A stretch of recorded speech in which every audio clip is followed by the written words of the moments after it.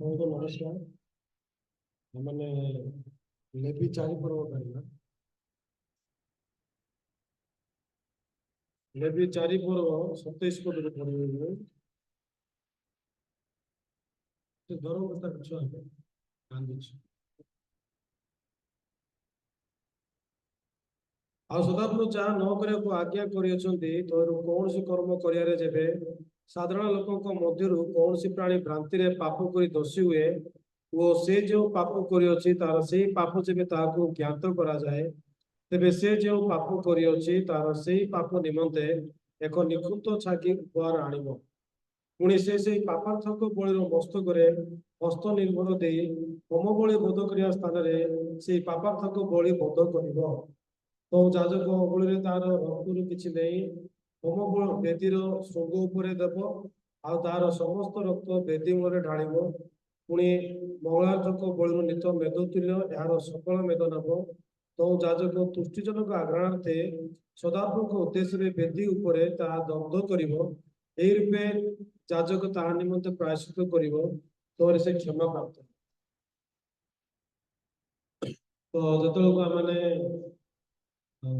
Bible को देखुଛୁ Bible रे परमेश्वर तांको हृदय आमानकु प्रकाश करूछन्ति बाइबल द्वारा वाक्य द्वारा ही आमाने परमेश्वर हृदय विषय भी जानी तो मु 2000 साल रे परित्रण पाइल तो परित्रण पाइला पूर्व मु चर्च को जाउतिली हम जानितिली रविवार दिन चर्च को जीवार दिन आ ईश्वर को वाक्य शुणा दिन तो सोमवार दिन आरंभ कर शनिवार पर्यंत मोर काम व्यस्त रोली जेहतु मु स्टूडेंट थी पाठ पढ़ुली ट्यूशन जाऊली मुझे प्रकार भाव में बंचुली किंतु जो मु माने निजर आत्मा चिंता करुचे पाप माने कौन परित्रण माने कौन व्यवस्था माने कौन ये विषय में किसी भी जानी न तो जो गोटे पास्टर को भेटले से मत गोटे गोटे विषय को बुझेगा लगे मन पड़ू 2004 से जड़े भौणी को पास्टर से सहभागिता करते से पचार समस्या कौन तो अनेक समय आम भावी था रागी जाऊँगी मुझे मिछ कथा कहूँ मुझे भल जदि प्रेयर करी फास्टिंग करी ताले मोर समस्या समाधान हो किंतु सेठी पार्श्व बुझौले रोमियो 3 पर्व से लेखा अच्छी धार्मिक कहीं ना जड़े सुधा चलते आम देखा रोमियो पुस्तक 3 पर्व 10 पद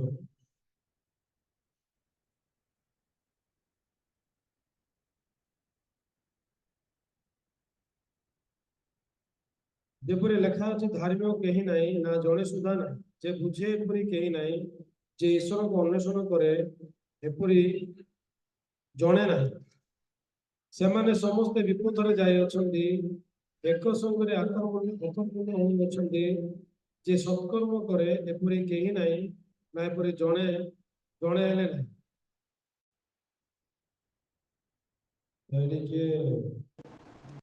मिथुन तुम कहीं ये बोल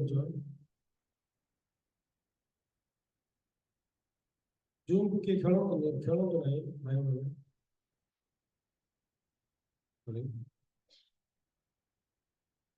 तो रोमियो 3 पर्व 10 पद लिखाई धार्मिक कहीं ना लिखाई तौक तौक लिखाई कि ईश्वर को खोजा लोक कहीं ना जड़े सत्कर्म करने लोक किए ना 12 पद से समस्ते विपथरे जाई एक संगे अकर्मण होती जे सत्कर्म करे एपरी कहीं ना एपरी जड़े हेले नाई तो कौन पाई बाइबल लेखा अच्छे धार्मिक कहीं नहीं जड़े सुधा नहीं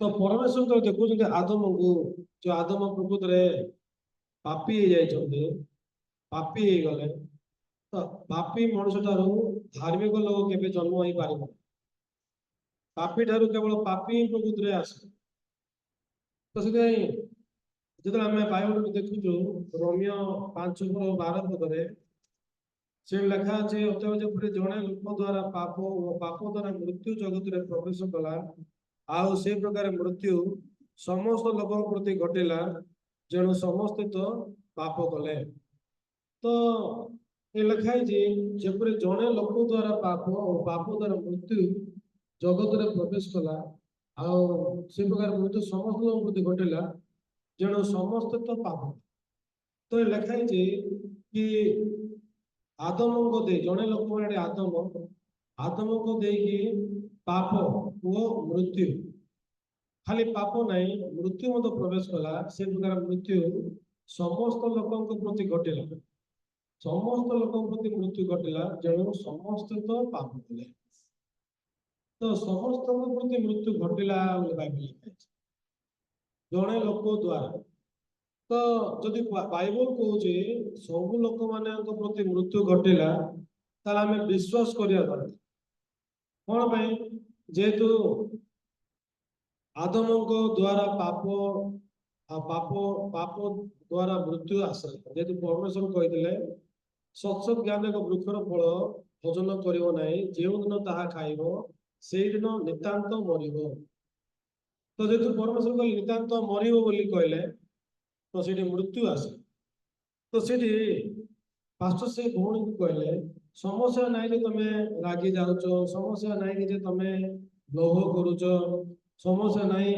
जे तमे व्यवस्था को पालन करि पारुन मूल समस्या अछि तमे मरी जाइछ जो लोक मरी जाइछि ताकू जीवन ताकू व्यवस्था पालन करने दरकार नहीं ताकू प्रथम जीवन दरकार से प्रकृत में माने देखा लगे जे सतरे शैतान केमी आमको कहे मो मद को प्रथम वाक्य को शुणिली मत गोटे पिक्चर देखे हृदय पिक्चर गोटे हार्ट रे माने छवि रे हार्ट छवि रे अधा कला दिला अधा धड़ा दिला कहले कला अंश हूँ खराब अंश आउ धड़ा अंश हूँ भल अंश तो अधा भल अधा खराब तापरे 70 भल 30 खराब आ गोटे 70 खराब 30 भल आ गोटे पूरा भल पूरा धड़ा आ गोटे पूरा कला मतलब पचारे तुम्हें तुम हृदय को हृदय भाया ये छवि मु चिंता कली कौन कहला 70 भल कही पारे ना कि 70 खराब कही पारे ना 70 खराब कहीं कही पारे मु चर्च को जाऊँ मु आग लाइन में बस 30 खराब माने फास्टिंग प्रेयर करूनी उजागर रोनी सुना पद जाक घसु नहीं आते भी बड़ खराब लोक नहीं मिछ कहूँ बड़ मिछ कहूँ चोरी मत एत बड़ चोर तो केवे करनी एमती मन जो भावुली तो से कहले मु 50 भल 50 खराब 50 भल 50 खराब मो सतरे भावुली मु आउ टिके भल हेले आउ 70 भल हेबी आउ टिके भल हेले मु 100 रु 100 भल हो पारे किंतु जिते से मत बुझेले कि आम समस्ते आदम भितर थिलु जो समय आदम भितर पाप प्रवेश कला मृत्यु प्रवेश कला आम समस्ते से जगह मरी सारी परमेश्वर सम्मुखें 50 भल 50 खराब 70 भल 30 खराब कि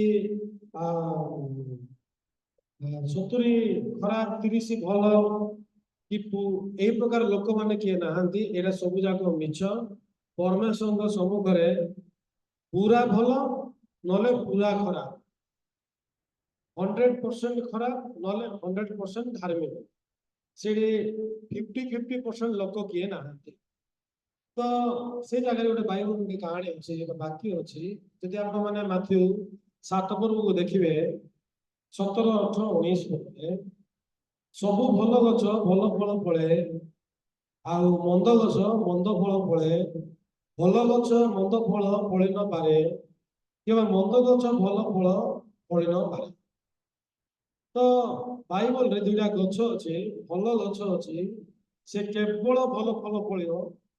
ଆଉ ଗୋଟେ ମନ୍ଦ ଗଛ ଅଛି, କେବଳ ମନ୍ଦ ଫଳ ଫଳିବ। ବାଇବଲରେ କେବେ ମଧ୍ୟ ଗୋଟେ ଗଛ ନାହିଁ ଅଧା ଭଲ ଫଳିବ ଅଧା ଖରାପ ଫଳିବ।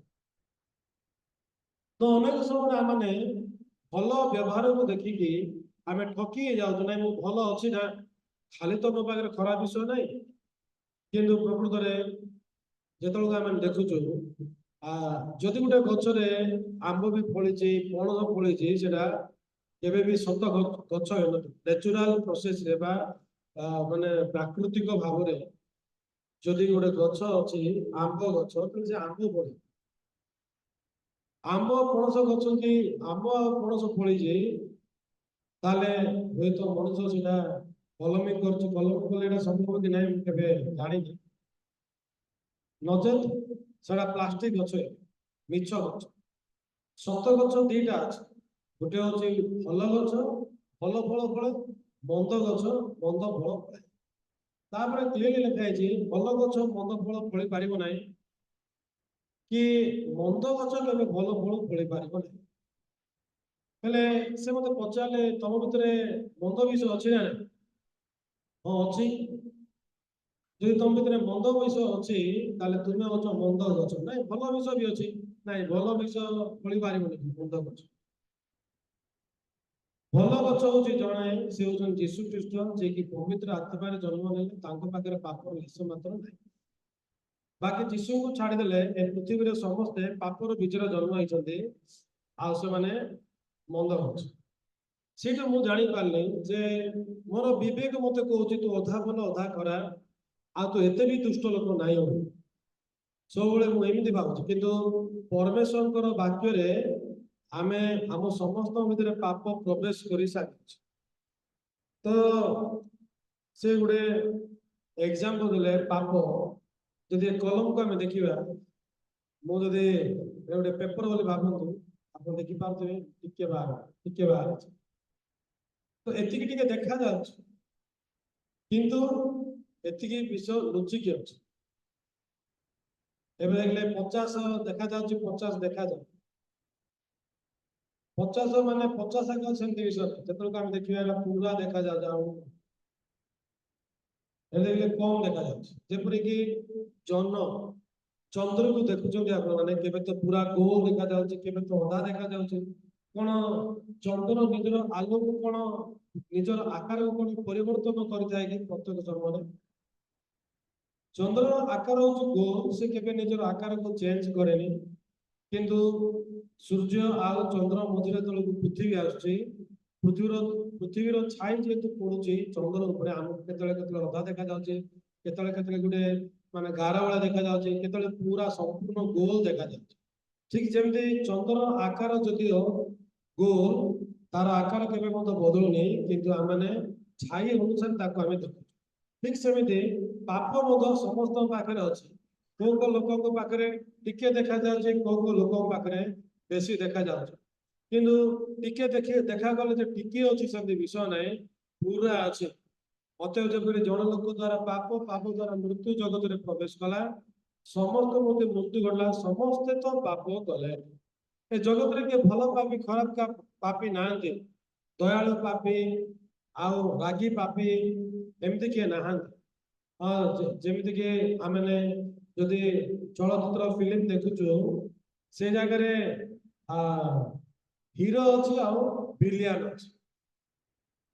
ହିରୋ ପ୍ରକୃତରେ ହିରୋଇନକୁ ଭଲ ପାଉଛି ବହୁତ ସ୍ନେହରେ ମମତାରେ, କିନ୍ତୁ ଯିଏ ଭିଲିଆନ ଅଛନ୍ତି ସେ ବହୁତ ଦୁଷ୍ଟ, ଆଉ ପଚାରୁନାହାନ୍ତି ଭଲ ପାଉଛୁ କି ନାହିଁ, ଜୋର ଜବରଦସ୍ତି ଭଲ ପାଇବା ପାଇଁ ଚେଷ୍ଟା କରୁଛୁ। ସେଥିପାଇଁ ଆମକୁ ଭିଲିଆନ କେବେ ପସନ୍ଦ ନାହିଁ, ହିରୋକୁ ଆମେ ପସନ୍ଦ କରୁଛୁ।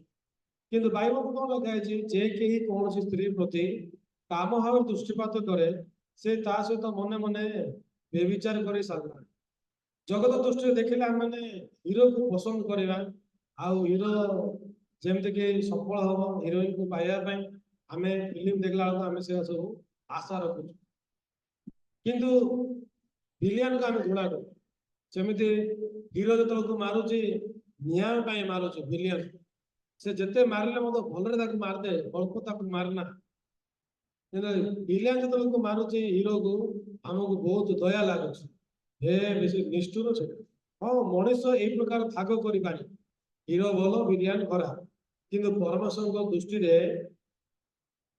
जदि गोटे स्त्री प्रति कामबार दृष्टिपात अच्छी ताले से मन मन बेविचार कर सारा तार तो हिरो मत खराब विलियन मत खराब हाँ जदि देखा हिरो कौन विलियन को प्रेम कर बाड़ौचे कि से क्रोध करने सकाशु ताकू बाड़ौचे बाइबल लिखा है माथ्यू 5:21 पद 22 पद उक्त जे नरहत्या करना जदि कहीं कौन जी अपना भाई को क्रोध करे से नरहत्या सहित समान नरहत्या कले विचार स्थान दंडनीय बाइबल लिखा है माथ्यू 5:21 जे किए नरहत्या करे से विचार स्थान दंडनीय विचार स्थान दंडनीय मान न बुझे कि जे कि अपना भाई ऊपर क्रोध करे से विचार स्थान दंडनीय हो से भी न बुझे तो यार तो हत्या करवा जहा क्रोध करवा भी समान बोली जीशु निजे कहे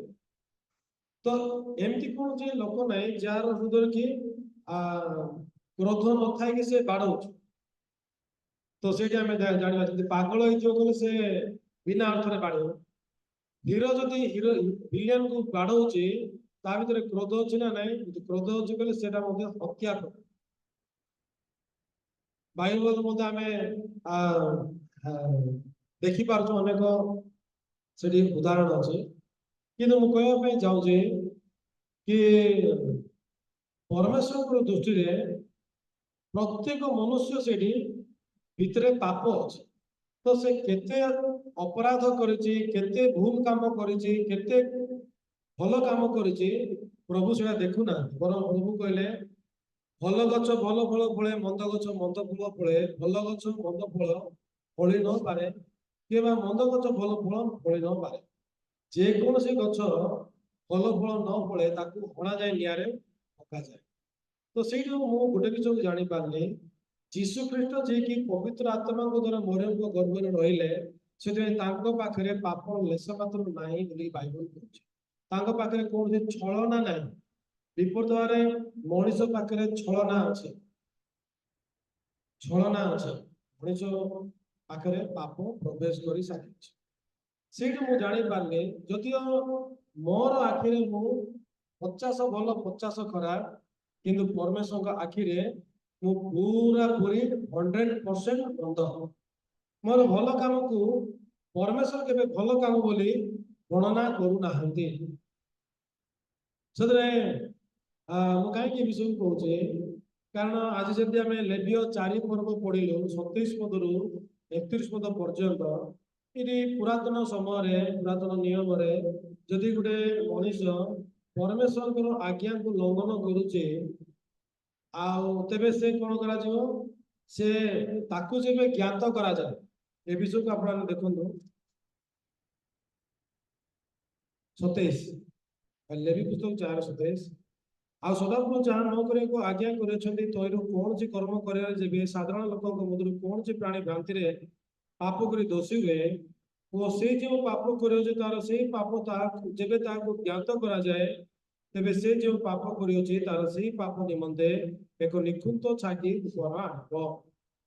तो लिखे जी से जो पाप कर जदि ज्ञात करा जाए से जो पाप कर तार से पाप जेबे ताहाकू ज्ञात करा जाए देखो से जो पाप कर से निजे जानिबार अछि ना ताकू जणेबाकू विषय लेखा जणे लोक ताकू जणेबाकू जेबे ताकू ज्ञात करा जाए जेबे से ज्ञात हुए लेखाए जेबे से ज्ञात करा जाए तेबे से जो पाप कर से पाप निमंते एक ନିଖୁନ୍ତ ଛାଗି ଉପହାରଣ ନିଖୁନ୍ତ ଛାଗି ଦାଗ ନଥିବା ଛାଗି ମାନେ ମାଇ ଛେଳି ବା ଦାଗ ନଥିବା ମାଇ ଛେଳି ଦାଗ ଥିବା ମାଇ ଛେଳି ଦାଗ ନଥିବା ମାଇ ଛେଳି ଭିତରେ ପ୍ରଭେଦ କଣ ଦାଗ ଥିବା ଛେଳି ବୁଝଉଛି ପାପ ଛେଳି ହସୁଛି ଦାଗ ନଥିବା ଛେଳି ମାନେ ପବିତ୍ର ଛେଳି ତାର ତ କେତେବେଳେ ସେ ଯୋଗ୍ୟତା ଗୋଟେ ତାର ପାପ ନିମନ୍ତେ ଗୋଟେ ମାଇ ଛେଳିକୁ ନିଖୁନ୍ତ ମାଇ ଛେଳିକୁ ସେ ନେଇକି ଆସିବ ଯେତେବେଳେ ତାକୁ ଜ୍ଞାତ କରାଯାଏ ଯେତେବେଳେ ସେ ଜାଣିବ ସେମିତି ବିଷୟ ନାହିଁ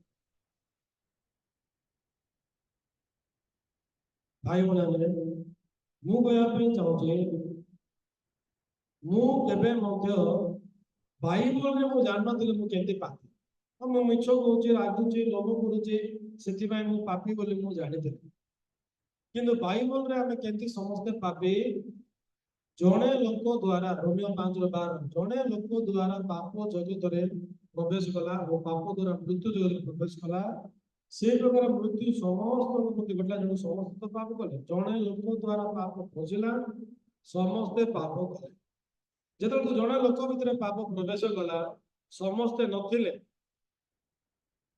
କିନ୍ତୁ ସମସ୍ତେ ପାପ କଲେ ତାର ତ ଜଣେ ଲୋକ ଭିତରେ ଯେତେବେଳେ ପାପ ପ୍ରବେଶ କଲା ଆମେ ସମସ୍ତେ ପାପ ତାର ତ ମୋ ପାଖରେ ଯୋଉ ପାପ ଅଛି ମୁଁ ପାପ କରିବା ଯୋଗୁଁ ମୋର ପାପ ନାହିଁ ବରଂ ଜଣେ ଲୋକ ଦେଇକି ପ୍ରବେଶ କରିବାର ପାପ ଅଛି ବୋଲି ବାଇବଲ କହୁଛି ତାର ତ ମୁଁ ଜନ୍ମ ହେଲା ପରେ ମିଛ ରାଗ ଲୋଭ ବ୍ୟଭିଚାର ଯାହା ବି ମୋ ଲାଇଫରେ ଘଟିଛି ସେ ବିଷୟ ଘଟି ଜନ୍ମ ହେଲା ପରେ ହିଁ ଘଟିଛି ଜନ୍ମ ହେଲା ପୂର୍ବରୁ କେବେ ନାହିଁ କିନ୍ତୁ ବାଇବଲରେ ଆମେ ବାଇବଲ ଭିତରେ ଆମେ ସମସ୍ତେ ପାପ କଲୁ ସମସ୍ତେ ତ ପାପ କଲେ ଲେଖା ହେଇଛି ୟା ଅର୍ଥ କଣ ୟା ଅର୍ଥ ହଉଛି ଜଣେ ଲୋକ ଭିତରେ ଯେତେବେଳେ ପାପ ପ୍ରବେଶ କଲା ସେଇ ସମୟକୁ ସମସ୍ତେ ପାପୀ ହେଲେ ବୋଲି ପରମେଶ୍ୱର ଗଣନା କରୁଛନ୍ତି ରୋମିଓ 3:23 ଯଦି ଆମେ ଦେଖିବା ରୋମିଓ 3:23 ସେ ଲାଗି ଜଣେ ସମସ୍ତେ ତ ପାପ କରିଅଛନ୍ତି ପୁଣି ଈଶ୍ୱରଙ୍କୁ ଗୌରବ ରହିତ ହୋଇଅଛନ୍ତି ସମସ୍ତେ ତ ପାପ କରିଅଛନ୍ତି ପୁଣି ଈଶ୍ୱରଙ୍କ ଗୌରବ ରହିତ ହୋଇଅଛନ୍ତି ଆଜି ପରମେଶ୍ୱର ଯଦି କହୁଛନ୍ତି ସମସ୍ତେ ତ ପାପ କରିଅଛନ୍ତି ଯଦି ଆମେ ଦେଖିବା ରୋମିଓ 5:13 ସେ ଲେଖା ଅଛି ବ୍ୟବସ୍ଥା ପର୍ଯ୍ୟନ୍ତ ପାପ ଜଗତରେ ଥିଲା ବ୍ୟବସ୍ଥା ନଥିଲେ ପାପ ଗଣାଯାଏ ନା ତ ଯଦି ପାପ ଯଦି ଗଣା ଯାଉଛି ଯେମିତିକି ସମସ୍ତେ ପାପ କଲେ ଯଦି ପ୍ରଭୁ କହିଲେ ସମସ୍ତେ ତ ପାପ କରିଅଛନ୍ତି ତା ଅର୍ଥ କଣ ସମସ୍ତେ ବ୍ୟବସ୍ଥା ଅନୁସାରେ ଲଙ୍ଘନ କରି ସାରିଛନ୍ତି ତ ଜନ୍ମ ହେଲା ପରେ ଆମେ ମିଛ କୁହ ନାହିଁ ତାହେଲେ ଜନ୍ମ ହେଲା ପରେ ଆମେ ମିଛ କହିଛୁ ଚୋରି କର ନାହିଁ ତ ଜନ୍ମ ହେଲା ପରେ ଆମେ ଚୋରି କରିଛୁ ବ୍ୟଭିଚାର କର ନାହିଁ ଜନ୍ମ ହେଲା ପରେ ଆମମାନଙ୍କ ଭିତରେ ଯୌନ ଅଭିଳାଷ ଆସୁଛି ନର ହତ୍ୟା କର ନାହିଁ ଜନ୍ମ ହେଲା ପରେ ଆମେ କ୍ରୋଧ କରୁଛୁ ଜନ୍ମ ହେଲା ପୂର୍ବରୁ କଣ କିଏ ବିଷୟ କରୁଛନ୍ତି କି କେବେ ବି ନାହିଁ ଅସମ୍ଭବ ଜନ୍ମ ହେଲା ପରେ ବୁଦ୍ଧି ଜାଣିଲା ପରେ ଲୋକମାନେ ସେ ଜାଗାରେ ପାପ କରନ୍ତି କିନ୍ତୁ ଯଦି ଆଜି ବାଇବଲ ଲେଖା ହେଇଛି ସମସ୍ତେ ତ ପାପ କରିଅଛନ୍ତି ତାହେଲେ କେତେବେଳେ ଆମେ ଜନ୍ମ ହେଇନଥିଲୁ ତାହେଲେ ପରମେଶ୍ୱରଙ୍କ ଦୃଷ୍ଟିରେ ଆମେ ପାପ କରିବୁ ନାହିଁ ଜନ୍ମ ହେଲା ପରେ ପାପ କରିବେ ନାହିଁ ସମସ୍ତେ ତ ପାପ କରିଅଛନ୍ତି ବାଇବଲରେ ଲେଖା ଅଛି କୌଣସି ବିଷୟ ମିଶେଇବାନି କି ଫେଡ଼ିବାନି ତାର ତ ଆମେ ଯୋଉ ଜନ୍ମ ହେବୁ ପାପ କରିବୁ କି ପାପ କରୁଛୁ କରିବୁ ଏମିତି ଭାବୁଛୁ ପରମେଶ୍ୱର କଣ କହିଲେ ସମସ୍ତେ ତ ପାପ କରି ସାରିଅଛନ୍ତି ପାପ କରିଅଛନ୍ତି ତାର ତ କଣ ଯୋଉ ସମୟରେ ଆଦମଙ୍କ ଭିତରେ ପାପ ପ୍ରବେଶ କଲା ସେଇ ସମୟକୁ ପରମେଶ୍ୱର ଗଣନା କରୁଛନ୍ତି ସମସ୍ତେ ଲୋକମାନେ ପାପ କରି ସାରିଅଛନ୍ତି ଦୁଃଖର କଥା ମୁଁ କଣ ଭାବୁଥିଲି ଯେବେ ମୁଁ ଅନ୍ୟମାନଙ୍କ ବାରିରୁ ପିଜୁଳି ଚୋରି କରିଛି ସେଇଦିନ ମୋର ଛାତି ଧକ ଧକ ହେଇଛି ଏଠି ମୁଁ ଆଜି ଚୋରି କରିବି ପାପ କଲି ମୁଁ ବାଟୁଳି ବହୁତ ଖେଳୁଥିଲି ଆଉ ଏଣ୍ଡୁଅ ଯାକ ମୁଁ ଶିକାର କାହିଁ କେଜାଣି ଏଣ୍ଡୁଅ ବାଜିବ चढ़ई को मारिकी बाजी तो चढ़ई को माने जो बाड़े गोटे मिलीमीटर छाड़ीद तो चढ़ई उड़ीज चढ़ई बाजी किंतु गोटे 50 थर जो चढ़ई को मारे गोटे चढ़ई बाजी किंतु कौन है मोर तो एम ठीक नहीं बोले जो बाटुले झिकी बाड़े जो कुकुड़ा मरीगला सागे सागे गोटे शॉट कुकुड़ा टी बड़ देहरे बाजिले जल्दी से मरगन मुझे एत जोर से मार नी कि मुंडे बाजला छोट गुड़े मर आ कौन कह बाटुले मारली किए बुझ नाई मुझे मारिवार प्लान नाला मरीगला से लुचि कुकुड़ा तो जो आम कि भूल काम करुचु से आम विवेक कौच तू पाप करू कि जो आम कि भूल काम करूँ से आम मन के कहूनी तू पाप करुचु किंतु देखो रोमियो 3:23 पदरे समस्ते तो पाप कर ईश्वर को गौरव रहित हुए अच्छा आज सब जगतर लोक मैंने जो मैंने कि जन्म हो ना समस्ते पाप कर सारी परमेश्वर गणना कर परमेश्वर को विषय गणना कर पाप प्रवेश करने दिन को पाप कर गणना कर आज आमे आमे जो आमे जो आम शरीर को लेकिन भूल करुचु पाप करुचु से विषय को आम पाप बोली गणना करुचु तो केबे भी आम प्रकृत पाप कौन आम जानी सतरे जो आम निज बुद्धि विवेक द्वारा आम बुझा आम सेमती बुझीपार किंतु बाइबल आम केबे पापी आ केते परसेंट पापी अच्छु आम आदम को समय ठारे पाप प्रवेश कला से समय आम पापी आ 100% पापी परमेश्वर दृष्टि तो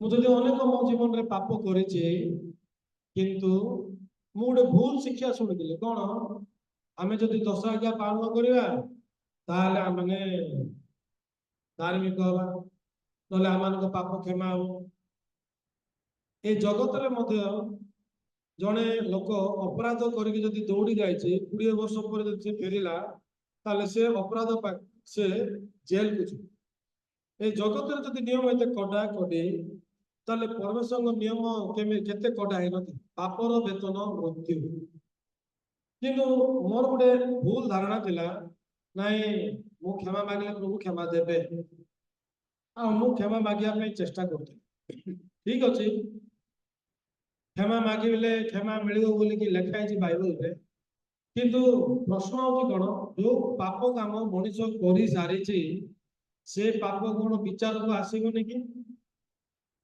विचार को आसबनी बोल बाइबल देखा लिखाई हाँ आम आम जीवन को परिवर्तन करने चेष्टा करुचु कि जो पाप आम कर जगत में मत जदि गोटे मनीष अपराध कर से अपराध जदि धरा पड़ू 10 वर्ष पर 20 वर्ष पर 30 वर्ष पर 80 वर्षर बुढ़ा लोक मान जेल हो पाप धरा पड़ा देखो मुझे देखिली पापर वेतन मृत्यु कोटे मत बाइबल प्रभु कहना पाप कला तुम चेष्टा कर भल हाँपाई पापर वेतन मृत्यु मुझा के जान नी पापर वेतन मृत्यु बोली जाणी मु कौन करी चर्च को जाऊँ गीत गाऊली प्रार्थना करी प्रभु क्षमा देवे कि प्रभु क्षमा देवे ना निश्चय देवे कहीं देवे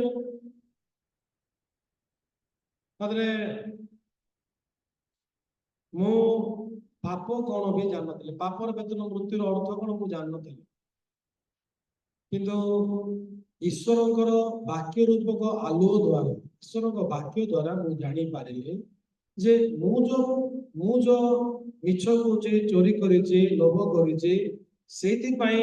मु पापी आ पापर वेतन मृत्यु बाइबल से विषय केवे कहूनी परमेश्वर कहते ସମସ୍ତେ ତ ପାପ କରିଅଛନ୍ତି, କାହିଁକି ଆଦମଙ୍କ ଭିତରେ ଯୋଉ ପାପ ପ୍ରବେଶ କଲା ସେ ବିଷୟକୁ ପରମେଶ୍ୱର ଗଣନା କରିଛନ୍ତି ଗ୍ଲାଡ ପାପ କରି ସାରିଛି, ଈଶ୍ୱରଙ୍କ ଗୌରବ ରହିତ ହୋଇ ସାରିଅଛି। ତାହେଲେ ଯୋଉ ପାପକୁ ମୁଁ ଯୋଉଟା କି ଜନ୍ମ ବି ହେଇନି ସେ ପାପ ପାଇଁ ପରମେଶ୍ୱର ମତେ ବିଚାର କରୁଛନ୍ତି। ଆଉ ଆଉ ଗୋଟେ ମୂଳ ବିଷୟ କଣ, ମୁଁ ମରି ସାରିଛି। ମଲା ଲୋକ କେମିତି, ମଲା ଲୋକକୁ ଠେଲିଲେ ହଲେଇଲେ କିମ୍ବା ତାକୁ ଯାହା କଲେ ମଧ୍ୟ ସେ କେବେ ହଲଚଲ ହବନି, ଯେହେତୁ ତା ଭିତରେ ତା ଶରୀର ଭିତରେ ଜୀବନ ନାହିଁ। ମଲା ଲୋକ ଯେମିତି କି କିଛି ବି ସେ ଶୁଣି ପାରିବନି, କିଛି କରିପାରିବ ନାହିଁ। ଈଶ୍ୱରଙ୍କର ବ୍ୟବସ୍ଥା ଆଗକୁ ଆମେ ମଲା ଲୋକ ଭଳିଆ ଆମେ କିଛି କରିପାରିବା ନାହିଁ। ମୁଁ ଯଦିଓ ନୂଆ ବର୍ଷରେ ପରିବର୍ତ୍ତନ ହେବା ପାଇଁ ନିଷ୍ପତ୍ତି ନେଉଛି, କିନ୍ତୁ ମୁଁ ପରିବର୍ତ୍ତନ କେବେ ହେଇପାରିନି। ମୁଁ ବନେଇବା ନିୟମକୁ ମୁଁ କେତେ ଥର ଭାଙ୍ଗିଛି ଆଉ କୁହନ୍ତୁ ନାହିଁ। ପ୍ରତ୍ୟେକ ସମୟରେ ମୁଁ ମାନିବା ମୁଁ କରିଥିବା ନିୟମକୁ ଭାଙ୍ଗି ଦଉଛି। ଆପଣ ମାନେ ଆଲାର୍ମ ଦେଇକି ଯେମିତି ଉଠିବା ପାଇଁ ଚେଷ୍ଟା କରୁଛନ୍ତି, କିଏ କିଏ ତ ଉଠୁଥିବେ, କିଏ କିଏ ଆଲାର୍ମ ବନ୍ଦ କରିକି ଶୋଉଥିବେ। ଆଲାର୍ମ କାହିଁ ରଖୁଛନ୍ତି ନାହିଁ, ଚର୍ଚ୍ଚରେ କୁହାଯାଇଛି ଆମେ ସକାଳେ ଉଠୁ, କିନ୍ତୁ ଆଲାର୍ମ କାହିଁ ବନ୍ଦ କରିଦଉଛନ୍ତି, କାରଣ ଶରୀର କହୁଛି ଆଉ ଟିକେ ଶୋ, ତୋର ଶୋଇବାଟା ହେଇନାହିଁ। ଯଦି ତୁ ଶୋଇବନି ବୋଲେ ଦିନ ଯାକ ତ ମୁଣ୍ଡ ବଥା ଭଲ ଲାଗେ ଶୋଇଲା।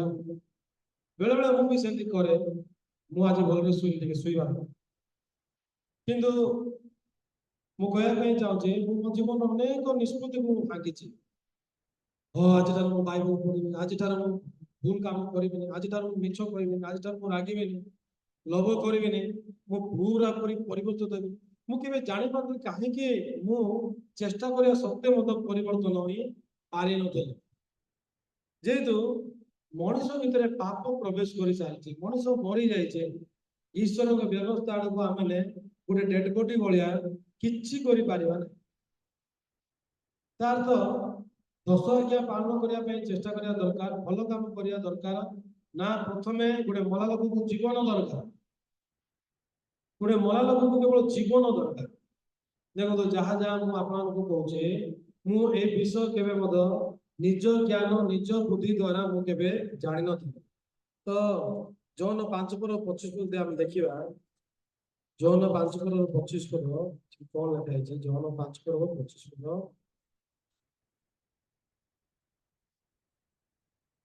ସତ୍ୟ ସତ୍ୟ ମୁଁ ତୁମମାନଙ୍କୁ କହୁଛି, ଯେଉଁ ସମୟରେ ମୃତମାନେ ଈଶ୍ୱରଙ୍କ ପୁତ୍ରଙ୍କ ସ୍ୱର ଶୁଣିବେ ଓ ଯେଉଁମାନେ ଶୁଣିବେ ସେମାନେ ସଜୀବ ହେବେ, ଏପରି ସମୟ ଆସୁଅଛି, ପୁଣି ବର୍ତ୍ତମାନ ସୁଦ୍ଧା ଉପସ୍ଥିତ। ସତ୍ୟ ସତ୍ୟ ମୁଁ ତୁମମାନଙ୍କୁ କହୁଛି, ଯେଉଁ ସମୟରେ ମୃତମାନେ ଈଶ୍ୱରଙ୍କ ପୁତ୍ରଙ୍କର ସ୍ୱର ଶୁଣିବେ। ତ ଈଶ୍ୱରଙ୍କ ପୁତ୍ରଙ୍କର ସ୍ୱର କିଏ ଶୁଣିବ? ମୃତମାନେ। ଫାଷ୍ଟ କଥା, ଆକ୍ଷରିକ ଭାବରେ ଯଦି ଆମେ ବାଇବଲକୁ ପଢିବା, ଯେମିତି ଲେଖା ହେଇଛି ସେମିତି ପଢିବା, ତାହେଲେ ଏଟା ଭୁଲ ଲେଖା ହେଇଛି। ମଲା ଲୋକମାନେ ଶୁଣି ପାରିବେ କି? ମଲା ଲୋକମାନେ ଯଦି ଶୁଣି ପାରିଥାନ୍ତେ ତାହେଲେ କାହିଁକି କେତେ ଡାକିଲେ ମଧ୍ୟ ଶୁଣୁନାହାନ୍ତି, ହଲଚଲ ହଉନାହାନ୍ତି। ମଲା ଲୋକମାନେ ଶୁଣି ପାରିବେ। ଲେଖା ହେଇଛି, ଯେଉଁ ସମୟରେ ମୃତମାନେ ଈଶ୍ୱରଙ୍କ ପୁତ୍ରଙ୍କର ସ୍ୱର ଶୁଣିବେ। या अर्थ ଈଶ୍ୱରଙ୍କ ପୁତ୍ର ମାନେ କିଏ? ଯୀଶୁ ଖ୍ରୀଷ୍ଟଙ୍କ ସ୍ୱର। ଯୀଶୁ ଖ୍ରୀଷ୍ଟ ଆସିକି କହିବାକୁ ପଡିବ। ଯୀଶୁ ଖ୍ରୀଷ୍ଟ ସ୍ୱପ୍ନରେ କହିଲେ ମଧ୍ୟ କହିପାରିବାନି। ଆଜି ପର୍ଯ୍ୟନ୍ତ ଯୋଉମାନେ ମଧ୍ୟ ଯୀଶୁଙ୍କୁ ଦର୍ଶନ ଦେଖିଛନ୍ତି, ଏବେ 2024 2000 ସାଲରେ ସେମାନେ ଆଖି ବନ୍ଦ କରିକି ଦେଖିଛନ୍ତି ଦର୍ଶନ। ଦର୍ଶନ ଦେଖିବା ନା, ଆଖି ବନ୍ଦ କରିକି ଯୀଶୁଙ୍କୁ ଦେଖିଛନ୍ତି। ମୁଁ ପଚାରୁଛି, ଆଗରୁ କେବେ ଯୀଶୁଙ୍କୁ ଦେଖିଥିଲ କି? ନାଇଁ। ପ୍ରଥମ ଥର କେମିତି ଜାଣିଲ ଯୀଶୁ ବୋଲି? ନାଇଁ, ଫଟୋ ଯୀଶୁ ଭଳିଆ ଲୋକ ଆସିକି ଦେଖାଦେଲେ। କୋଉ ଫଟୋ? ପୁରୁଣା ଫଟୋ, ନୂଆ ଫଟୋ? ବିଭିନ୍ନ ପ୍ରକାର ଫଟୋ ଅଛି। ଯଦି ଆପଣ ମାନେ ଓଡିଆର ଯୀଶୁ ଫିଲ୍ମ ଦେଖିବେ, ସେ ଯୀଶୁ ଟିକେ ମୋଟା ହେଇଛି, କିଛି ନହେଲେ ତାଙ୍କୁ 60 କିଲୋ ଥିବ। କିନ୍ତୁ ଇଂଲିଶ ଫିଲ୍ମର ଯଦି ଯୀଶୁକୁ ଦେଖିବେ 45 କିଲୋ କି 42 କିଲୋ ଏମିତି ଥିବେ। ବାଇବଲ ଅନୁସାରେ ଯୀଶୁ ଖାଇଲା ତାଙ୍କର କେବେ ଠିକ ନଥିଲା। ତ ସେ ଶାରୀରିକ ଭାବରେ ଏତେ ମାନେ ଗୋଲଗାଲିଆ ନଥିବେ ପବନ, ସେ ପତଳା ଥିବେ। ତ ଓଡିଆ ଯୀଶୁ ଫିଲ୍ମରେ ଯୀଶୁ ବହୁତ ମୋଟା ହେଇଥିବେ, ଆଉ ଟିକେ ବୟସ ମଧ୍ୟ 33 ବର୍ଷ ଭଳିଆ ଦେଖାଯାଉ। କେବେ ଦେଖିଛନ୍ତି? ଏବେ ମୁଁ ଦେଖିନି ଓଡିଆ ଫିଲ୍ମ ଯୀଶୁ ଯୀଶୁ ଫିଲ୍ମ, ବହୁତ ଆଗରୁ ଦେଖିଥିଲି। କରୁଣା ସାଗର କି ନା କଣ ଗୋଟେ ଥିଲା, କରୁଣାମୟ, ସେ ଜାଗାରେ ଯୀଶୁ ଖ୍ରୀଷ୍ଟ ଯିଏ ହେଇଛନ୍ତି ତାକୁ 45 ବର୍ଷ ହଉଛି, 40 ରୁ 45। କି ଯୀଶୁ ଜଗତରେ ଥିଲା ବେଳକୁ 30 ରୁ 33 ବର୍ଷ ଅଧେ ସେମିତି ହଉଥିଲା। ତ ସତରେ ଦର୍ଶନରେ ଲୋକମାନେ ଦେଖୁଛନ୍ତି ଯୀଶୁ, କେମିତି ଜାଣିଲ ଯୀଶୁ? ନାଇଁ ଫଟୋ ଭଳିଆ ଗୋଟେ ଯୀଶୁ, ନହେଲେ କେମିତି ନାଇଁ ଲାଇଟ୍ ଗୋଟେ ଦେଖିଲି, ଆଖି ବନ୍ଦ କରିନା ଆଖି ଦେଖି ନା ଆଖି ବନ୍ଦ କରି, ଆଖି ବନ୍ଦ କରି ତମେ ଦେଖିଲ ସ୍ୱପ୍ନ ଦେଖିଛ, ସ୍ୱପ୍ନ ସେ ସତ ନାହିଁ। ତ ଏଇଠି ଦେଖନ୍ତୁ ଯୋହନ 8 ପର୍ବରେ ଏମିତି ଲେଖା ହେଇଛି 5 ପର୍ବ 25 ପଦରେ, ସତ୍ୟ ସତ୍ୟ ମୁଁ ତୁମମାନଙ୍କୁ କହୁଛି ଯେଉଁ ସମୟରେ ମୃତମାନେ ଈଶ୍ୱର ପୁତ୍ରଙ୍କର ସ୍ୱର ଶୁଣିବେ ଓ ଯେଉଁମାନେ ଶୁଣିବେ ସେମାନେ ସଜୀବ ହେବେ, ଏପରି ସମୟ ଆସୁଛି ପୁଣି ବର୍ତ୍ତମାନ ସୁଦ୍ଧା ଉପସ୍ଥିତ। ତ ଯଦି ଆମେ ଦେଖିବା ଲୁକ 9 ପର୍ବର 59 ଆଉ 60, ଲୁକ 9 ପର୍ବର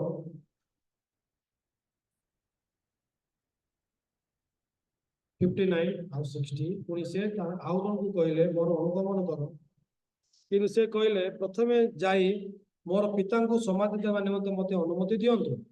ମାତ୍ର ସେ ତାଙ୍କୁ କହିଲେ ମୃତମାନଙ୍କୁ ଆପଣା ଆପଣା ମୃତ ଲୋକଙ୍କୁ ସମାଧି ଦେବା ନିମନ୍ତେ ଛାଡ଼ି ଦିଅ,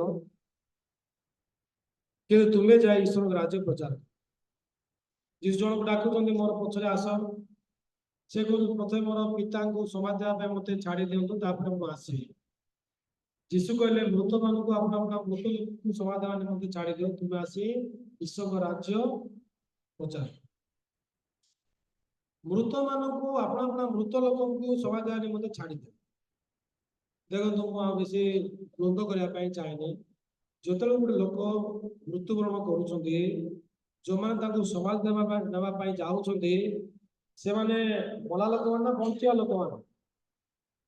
ସେମାନେ ବଞ୍ଚିବା ଲୋକମାନେ, ମଲା ଲୋକମାନେ ନାହିଁ। ବଞ୍ଚିବା ଲୋକମାନେ ମଲା ଲୋକମାନଙ୍କୁ ସମାଧି ଦିଅନ୍ତି, ମଲା ଲୋକମାନେ କେବେ ସମାଧି ଦିଅନ୍ତିନି। ଆଉ ଯଦି ଯୀଶୁ ଖ୍ରୀଷ୍ଟ ଏଇ ପ୍ରକାର ଭାବରେ କହିଲେ ମୃତମାନଙ୍କୁ ଆପଣା ଆପଣା ମୃତ ଲୋକଙ୍କୁ ସମାଧି ଦେବା ନିମନ୍ତେ ଛାଡ଼ି ଦିଅ, ତାହେଲେ ଯୀଶୁ ଖ୍ରୀଷ୍ଟ କହିବା ପାଇଁ ଚାହୁଁଛନ୍ତି କି ବଞ୍ଚିବା ଲୋକମାନେ ମଧ୍ୟ ମଲା ଲୋକମାନଙ୍କ ଠାରୁ କିଛି ମଧ୍ୟ ଅଲଗା ନାହାନ୍ତି। ନିଶ୍ୱାସ ପ୍ରଶ୍ୱାସ ନଉଛି ବୋଲି ସେ ବଞ୍ଚିଛି, ଯୀଶୁ ସେମିତି ଭାବୁନାହାନ୍ତି। ଯାହା ପାଖରେ ପାପ ଅଛି ସେ ମଲା ଲୋକ, ଯାହା ହୃଦୟରେ ପାପ ଅଛି ସେ ହଉଛି ମଲା ଲୋକ। ତାର ଯୋହନ 5:25 ଅନୁସାରେ ମୃତ ମାନଙ୍କର କୋଉମାନେ? ଯୋଉମାନଙ୍କର ହାର୍ଟରେ ପାପ ଅଛି ଆଉ ଈଶ୍ୱରଙ୍କ ପୁତ୍ରଙ୍କ ସ୍ୱର ଶୁଣିବେ। ଈଶ୍ୱରଙ୍କ ପୁତ୍ରଙ୍କର ସ୍ୱର ଶୁଣିବା ମାନେ, ଈଶ୍ୱରଙ୍କ ପୁତ୍ରଙ୍କ ସ୍ୱର ଶୁଣିବା ମାନେ ଯୀଶୁ ଖ୍ରୀଷ୍ଟଙ୍କର ସ୍ୱର ଶୁଣିବା। ମୁଁ ଆଜିକାଲି ମତେ ଯଦି ନୂଆ ନମ୍ବର ଫୋନ ଆସୁଛି, ଯଦି ମୋର ମୁଁ ଜାଣିଛି ମତେ ଜାଣିବା ଲୋକମାନେ ଫୋନ କରେ, ନହେଲେ ଅନ୍ୟ ନମ୍ବରରୁ କିଏ ଗୋଟେ ଠକ ଗୋଟେ ଫୋନ, ମତେ ନୂଆ ନମ୍ବର ଆସିଲେ ବେଳେ ବେଳେ ମୁଁ ଜାଣି ଦଉଛି କିଏ ସ୍ୱର ଶୁଣି। ସତରେ ଯୀଶୁଙ୍କର ସ୍ୱର କେମିତି ସ୍ୱର ଥିଲା? ମୋଟା ସ୍ୱର ଥିଲା ନା ପତଳା ସ୍ୱର ଥିଲା? କେମିତି ଆମେ ଜାଣିବା ଯୀଶୁଙ୍କର ସ୍ୱର ଭଳି? ଯୀଶୁଙ୍କର ସ୍ୱର ମାନେ ପ୍ରକାଶିତ ବାକ୍ୟରେ ଲେଖା ଅଛି, ସେ ରକ୍ତ ନିମୋଚିତ ବସ୍ତ୍ର ପରିହିତ, ପୁଣି ତାଙ୍କ ନାମ ଈଶ୍ୱରଙ୍କର ବାକ୍ୟ। 19 ପର୍ବ ପ୍ରକାଶିତ 19 ପର୍ବ 13 ପର୍ବ ଲେଖା ଅଛି। ପ୍ରକାଶିତ 19:13ରେ ସେ ରକ୍ତ ନିମୋଚିତ ବସ୍ତ୍ର ପରିହିତ, ପୁଣି ତାହାଙ୍କର ନାମ ଈଶ୍ୱରଙ୍କର ବାକ୍ୟ। ସେ ରକ୍ତରେ ଭିଜିଥିବା ଲୁଗା ପିନ୍ଧୁଛନ୍ତି। ଏ ରକ୍ତର ଲୁଗା ବୁଝଉଛି ମଣିଷର ପାପ। ଯୀଶୁ ଖ୍ରୀଷ୍ଟ ରକ୍ତ ଭିଜା ଲୁଗା ପିନ୍ଧୁଛନ୍ତି, ତାଙ୍କର ନାଁ ଈଶ୍ୱରଙ୍କର ବାକ୍ୟ। ତା ଅର୍ଥ ଈଶ୍ୱରଙ୍କ ପୁତ୍ରଙ୍କର ସ୍ୱର ଶୁଣିବାର ଅର୍ଥ ନାହିଁ କି ଯେ ଯୀଶୁ ଆସିବେ ଆଉ କହିବେ फास्ट कथा जीशु कहले कि ना आम जापर जीशु कारण आगु के आम जीशु सहित गपिलु कि आम जान तो यार अर्थ हूँ आत्मिक अर्थ हूँ जो समय जो मान हार्ट में पाप अच्छी से माने ईश्वरंकर वाक्य शुणिबे आ जो माने शुणिबे से माने सजीव हेबे 28 पद लेखा अछि सेतिरे 5 ର 28 पद एथिरे चमत्कृत हुओ नाही कारण जो समय समाधिस्थ समस्ते ताहाक स्वर शुणिबे एवं जो माने सत्कर्म करंती करि अछंती से माने जीवन पुनरुत्थान निमंते जो माने असत्कर्म करि अछंती से माने दंडर पुनरुत्थान निमंते बाहर होई आसीबे एपरि समय आसुछि समाधिस्थ समस्ते लेखा तो आज कौन कहवाई चाहूँगी आज आम मैंने ईश्वर साक्षात मरी समस्या ना कि मिछ करूँ समस्या ना कि मैंने चोरी करुचु समस्या ना कि बाइबल पढ़ुनु समस्या ना कि आम भर कामा विलास अच्छी पुरा अच्छी अन्य मान विरोध में कथा कहूँ आज मूल समस्या हूँ मनीष मरी जाए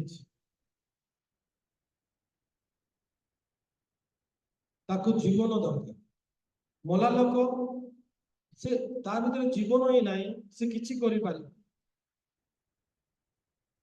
जदि मु कहबे लाजारा जी की मरी जाइछन्ती 4 दिन हलाणी से समाधि भितर सड़ी जाइछन्ती जीशु आसिले से पत्र गुंजा देवा पई कहले आ डाकले लाजारा बाहरी आसो बोल डाकिले तो जो समय जीशुंकर स्वर शुणिले लाजारा बाहरी आसे लाजारा मृत्यु उठिया निजे किछि करि पारिना किछि करि नांते से मरी सारी केवल जीशु ख्रीष्ट स्वर द्वारा से जीवन पाई जीशु बंचई तो सतरे मुझे चाहूँगी कि आज आम लेविय 4 पर्व 27 रु 31 पद को पढ़े से लिखा है जदि जन लोक सदाप्रभु आज्ञा जोड़ा प्रभु मना करने जदि से विषय कर गोटे लोक पापी दोषी तेबे से जो पाप कर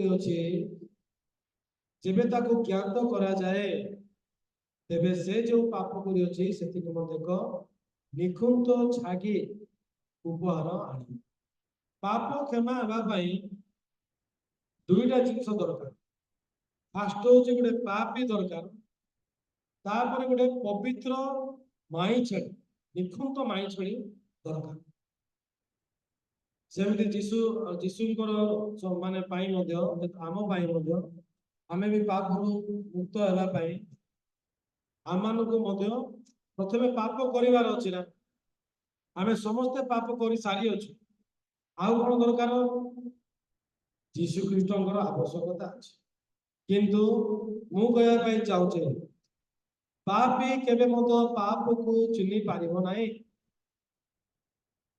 पापी के निजे पाप को चिन्ह पारिबो नाही ब्लैक बोर्ड रे आमे अंगार रे बा कला इंक रे लिखिले केबे पढ़ी पारिबानी जदि आपण माने आजिकल स्मार्टफोन यूज करूछन्ती जदि आपण केबे एडिटिंग करदिबे कला बैकग्राउंड रे जदि आपण कला अक्षर लिखिबे केबे पढ़ी पारिबेनी जदि आपण से अक्षर को बदलाई देबे धला कर देबे ताले आपण माने पढ़ी पारिबे नले नील करिवे जेबे भी टिके डार्क देखा जिवो हळदिया करले आपण माने हळदिया कले भी जानि पारिबे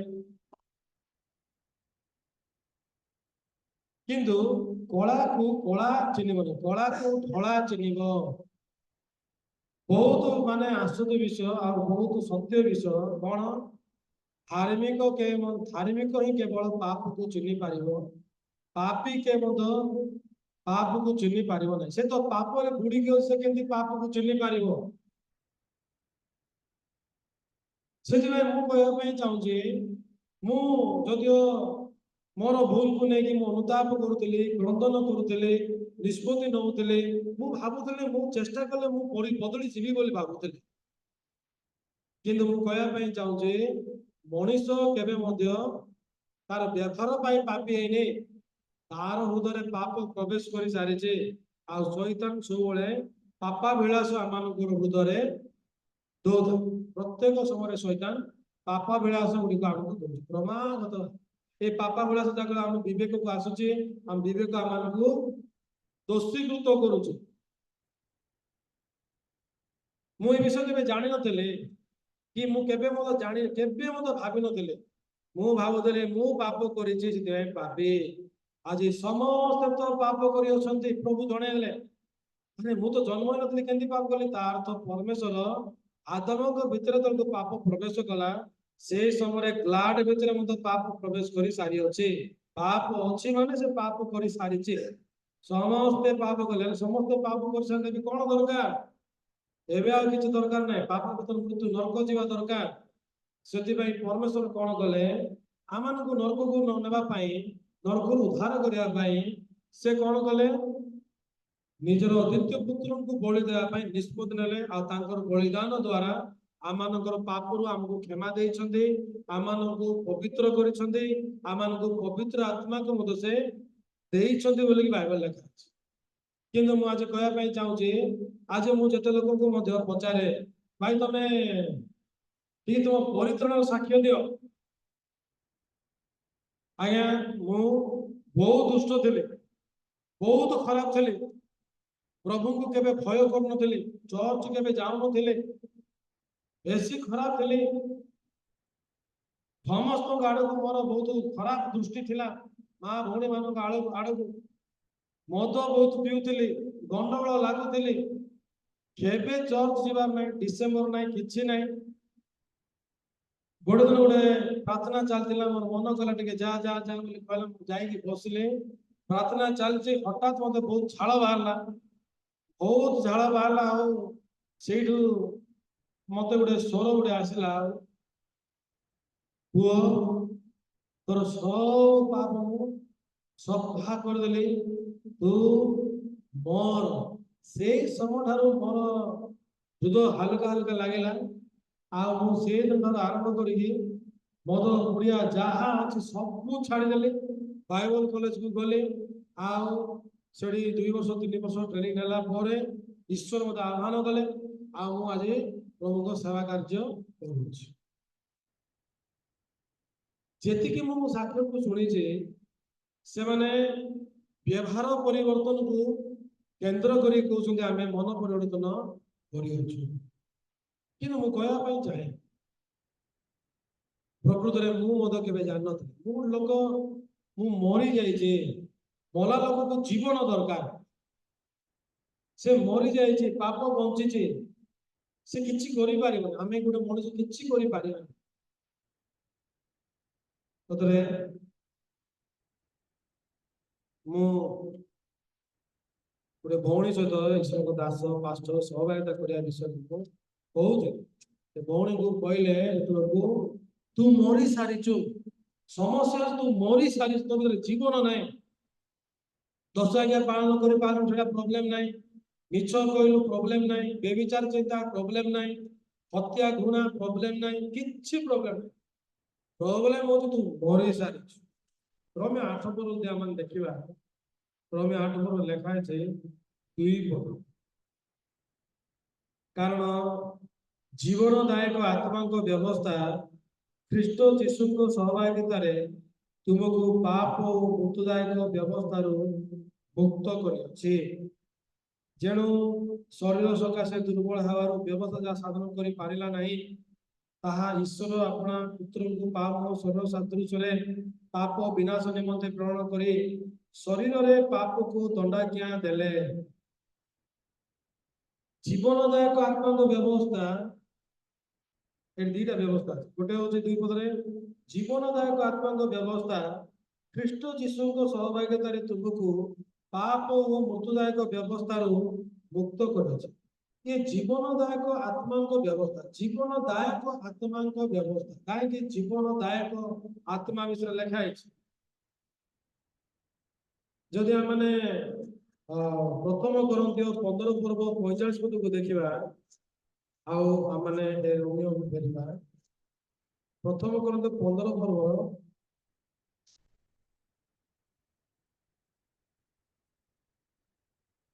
45 ପଦ। ଏହିପରି ମତେ ଲେଖା ଅଛି, ପ୍ରଥମ ମନୁଷ୍ୟ ଆଦମ ଜୀବିତ ପ୍ରାଣୀ ହେଲେ, ଶେଷ ଆଦମ ଜୀବନଦାୟକ ଆତ୍ମା ହେଲେ। ପ୍ରଥମ ଆଦମ, ଶେଷ ଆଦମ। ପ୍ରଥମ ଆଦମ, ଶେଷ। ବାଇବଲରେ କଣ ଦିଟା ଆଦମ? ଆଦି ପୁସ୍ତକରେ କେବଳ ଆଦମ ଅଛନ୍ତି, ଆଉ କୋଉଠି ଆଦମ ନାହାନ୍ତି। କିନ୍ତୁ ବାଇବଲ ଲେଖା ଅଛି ପ୍ରଥମ ଆଦମ ଜୀବିତ ପ୍ରାଣୀ ହେଲେ, ଶେଷ ଆଦମ ଜୀବନଦାୟକ ଆତ୍ମା ହେଲେ। ଶେଷ ଆଦମ କିଏ? ଏ ଶେଷ ଆଦମ ହଉଛନ୍ତି ଯୀଶୁଖ୍ରୀଷ୍ଟଙ୍କ ବିଷୟରେ ଲେଖା ହେଇଛି। ଆଉ ରୋମିଓ 5 ପର୍ବର 14 ପଦରେ, ତଥାପି ଯେଉଁମାନେ ଆଦମଙ୍କ ଆଜ୍ଞାଲଙ୍ଗନ ସଦୃଶ ପାପ କରିନଥିଲେ, ଆଦମଙ୍କ ଠାରୁ ମଶାଙ୍କ ପର୍ଯ୍ୟନ୍ତ ସେମାନଙ୍କ ଉପରେ ସୁଦ୍ଧା ମୃତ୍ୟୁ ରାଜତ୍ୱ କରିଥିଲା, ଯାହାଙ୍କ ଆଗମନର କଥା ଥିଲା, ଆଦମ ତାହାଙ୍କର ପ୍ରତିରୂପ। ଯାହାଙ୍କର ଆଗମନର ଥିଲା, ଆଦମ ତାହାଙ୍କର ପ୍ରତିରୂପ। ଯୀଶୁଖ୍ରୀଷ୍ଟ ଆଦମ ତାହାଙ୍କର ପ୍ରତିରୂପ। ଆଦମ ଯୀଶୁଙ୍କର ପ୍ରତିରୂପ ହେଲେ। ଯୀଶୁଙ୍କ ପରି ଆଦମ କହିଲେ ହେଇଥାନ୍ତା, କିନ୍ତୁ ଯାହାଙ୍କ ଆଗମନ କରିବାର ଥିଲା, ଆଦମ ତାହାଙ୍କର ପ୍ରତିରୂପ। କାହିଁକି ଏମିତି ଲେଖା ହେଇଛି? ଯେମିତି ଆଦମ ଆଉ ହବା, ଆଦମକୁ ପ୍ରଭୁ କେମିତି ତିଆରି କଲେ? ମାଟିରେ ବନେଇଲେ, ନାକରେ ଫୁଙ୍କ ଦେଲେ, ହାତ ଗୋଡ଼ ଶରୀରକୁ ବନେଇଲା, ନାକରେ ଫୁଙ୍କ ଦେଲା, ସେ ଜୀବିତ ପ୍ରାଣୀ ହେଲା। ହବାକୁ ପ୍ରଭୁ କେମିତି ବନେଇଲେ? ଆଦମଙ୍କର ଛାତି ଚିରିକି ହାଡ଼ ଗୋଟେ ବାହାର କଲେ। ଆକ୍ଚୁଆଲି ସେମିତି ନାହିଁ, ତାକୁ ଘୋର ନିଦ୍ରାରେ ଶୋଇଲେ ଫାଷ୍ଟ। ଆଉ ସେ ହାଡ଼ ଗୋଟେ ପଦରା ହାଡ଼କୁ କାଢିକି ସ୍ତ୍ରୀକୁ ବନେଇଲେ। ସେତେବେଳକୁ ଆଦମ କହିଲେ, ଏଇ ମୋର ଅସ୍ଥିର ଅସ୍ଥି, ମାଂସର ମାଂସ। ତ ଠିକ ସେମିତି ଆଦମ ଜାଣିଛନ୍ତି ଯେ ସତ୍ ସତ୍ ଜ୍ଞାନଙ୍କ ବୃକ୍ଷର ଫଳ ଖାଇଲେ ନିତାନ୍ତ ମରିବାର ଅଛି, କିନ୍ତୁ ହବା ସେ ଜାଣିନଥିଲେ। ଅନେକ ଏ ବିଷୟକୁ ଜାଣିନାହାନ୍ତି। କିନ୍ତୁ ଯଦି ଆପଣ ବାଇବଲ ଦେଖିବେ, ପ୍ରଥମ ତିମୋଥୀ 2 ପର୍ବର 13 ପଦ 14 ପଦରେ, କାରଣ ପ୍ରଥମେ ଆଦମ ସୃଷ୍ଟ ହେଲେ, ତାପରେ ହବା। ଆଉ ଆଦମ ପ୍ରବଞ୍ଚିତ ହୋଇନଥିଲେ, ମାତ୍ର ନାରୀ ପ୍ରବଞ୍ଚିତ ହୋଇ ଆଜ୍ଞାଲଙ୍ଗନ ଦୋଷରେ ଦୋଷୀ ହେଲେ।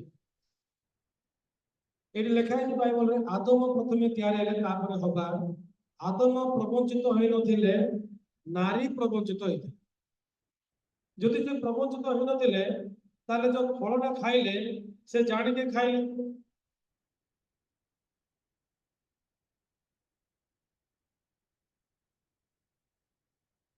ତାର ତ ଆଦମ ଜାଣିଛନ୍ତି ଏ ଫଳ ଖାଇଲେ ମୁଁ ମରିବି, କିନ୍ତୁ ସେ ହବାଙ୍କର ହାତରୁ ଗ୍ରହଣ କରିକି ଖାଇଲେ। ହବା ଜାଣିନି ଏଟା ଖାଇଲେ ମରିବି, ହବା ଜାଣିଛି ଫଳ ଖାଇଲେ ମୋର ଆଖି ଖୋଲିବ, ମୁଁ ଜ୍ଞାନୀ ହେବି, ଆଉ ଟେଷ୍ଟି ଲାଗିବ। କିନ୍ତୁ ଆଦମ ଜାଣିଛନ୍ତି ଏ ଫଳ ଖାଇଲେ ମୁଁ ମରିବି, କିନ୍ତୁ ସେ ମନା କରୁନାହାନ୍ତି। କାହିଁକି? ଏ ଜଗତରେ ଯଦି କିଏ ଲୋକ ରହିବେନି, ଖାଲି ଜଣେ ଆପଣ ଥିବେ, ସୁନା ରୂପା ଟଙ୍କାକୁ ନେଇକି କଣ କରିବେ? ପୃଥିବୀରେ ଯେତେବେଳକୁ ହବା ମରିଗଲା, ଆଦମ ପ୍ରଥମେ ଏକାକୀ ଥିଲେ, ଏକାକୀ ଥିବା ସମୟରେ ସେ ଜାଣି ପାରୁନାହାନ୍ତି କି ଯେତେବେଳକୁ ପ୍ରଭୁ ହବାକୁ ବନେଇକି ଦେଲେ, ହବାଙ୍କର ନାଁ ସେ ହବା ବୋଲି ନାଁ ଦେଲେ। ହବା ମାନେ ଜୀବନ। କିନ୍ତୁ ଯେତେବେଳକୁ ହବା ମରିଗଲେ, ସତ୍ସଙ୍ଗ ବୃକ୍ଷ ଫଳକୁ ଖାଇଲା ପରେ ସେ ପୃଥିବୀରେ ବଞ୍ଚିକି କଣ କରିବେ?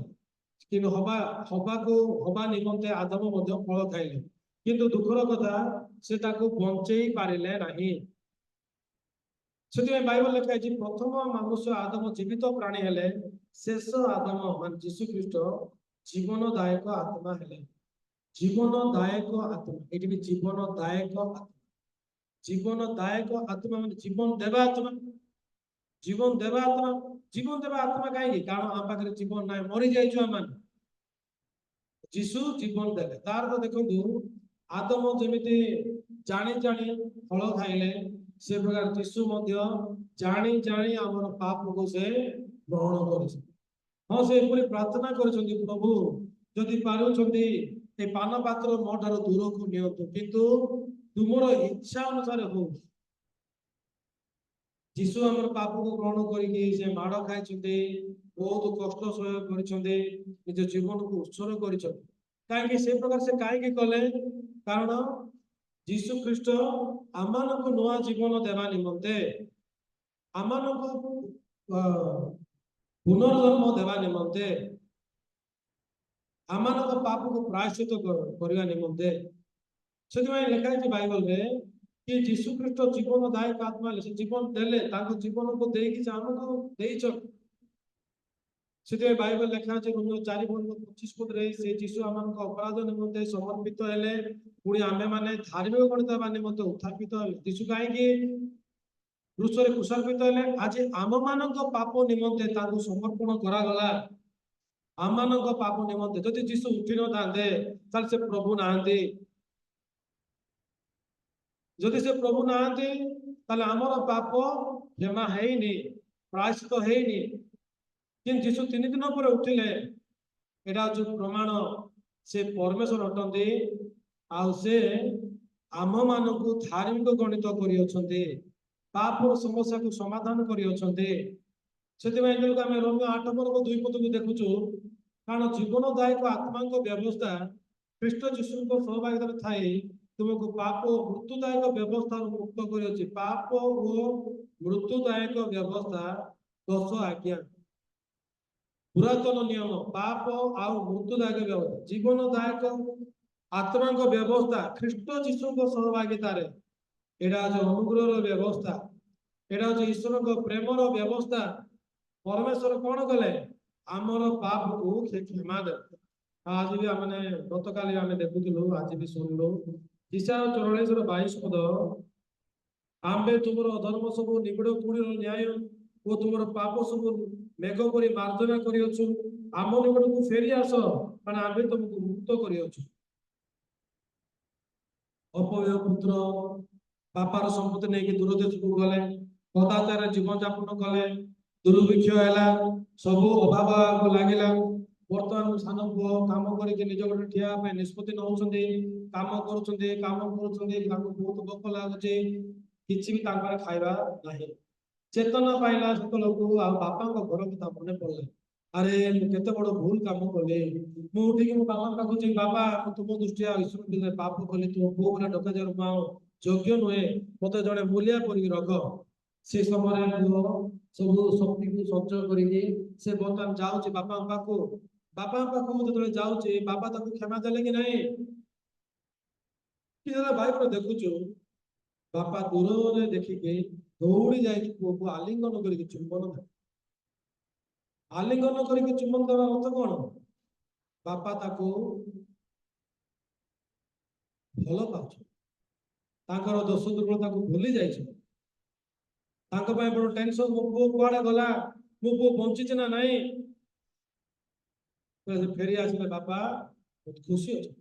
ଆଉ ବାପା କଣ କରିଛନ୍ତି? ସବୁଠାରୁ ଭଲ ଲୁଗା, ଏ ସବୁଠାରୁ ଭଲ ଲୁଗା ଈଶ୍ୱରଙ୍କ ଧାର୍ମିକତା, ସବୁଠାରୁ ଭଲ ଲୁଗାକୁ ତାକୁ ପିନ୍ଧେଇବା ପାଇଁ ଆଦେଶ ଦଉଛନ୍ତି। ପାଦରେ ପାଦୁକା, ପାଦୁକା ହଉଛି ସୁସମାଚାର। এই ସମୟରେ ମୁଁ ଗୋଟେ ଝିଅ ଦେଖିବାକୁ ଯାଇଥିଲି,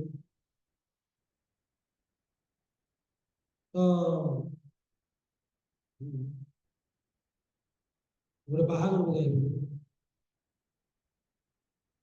ତ ମୋ ପାଖରେ ସୁଟ୍ ନଥିଲା, ଜୋତା ବି ନଥିଲା, ପାଦରେ ଭୁଲିଗଲି।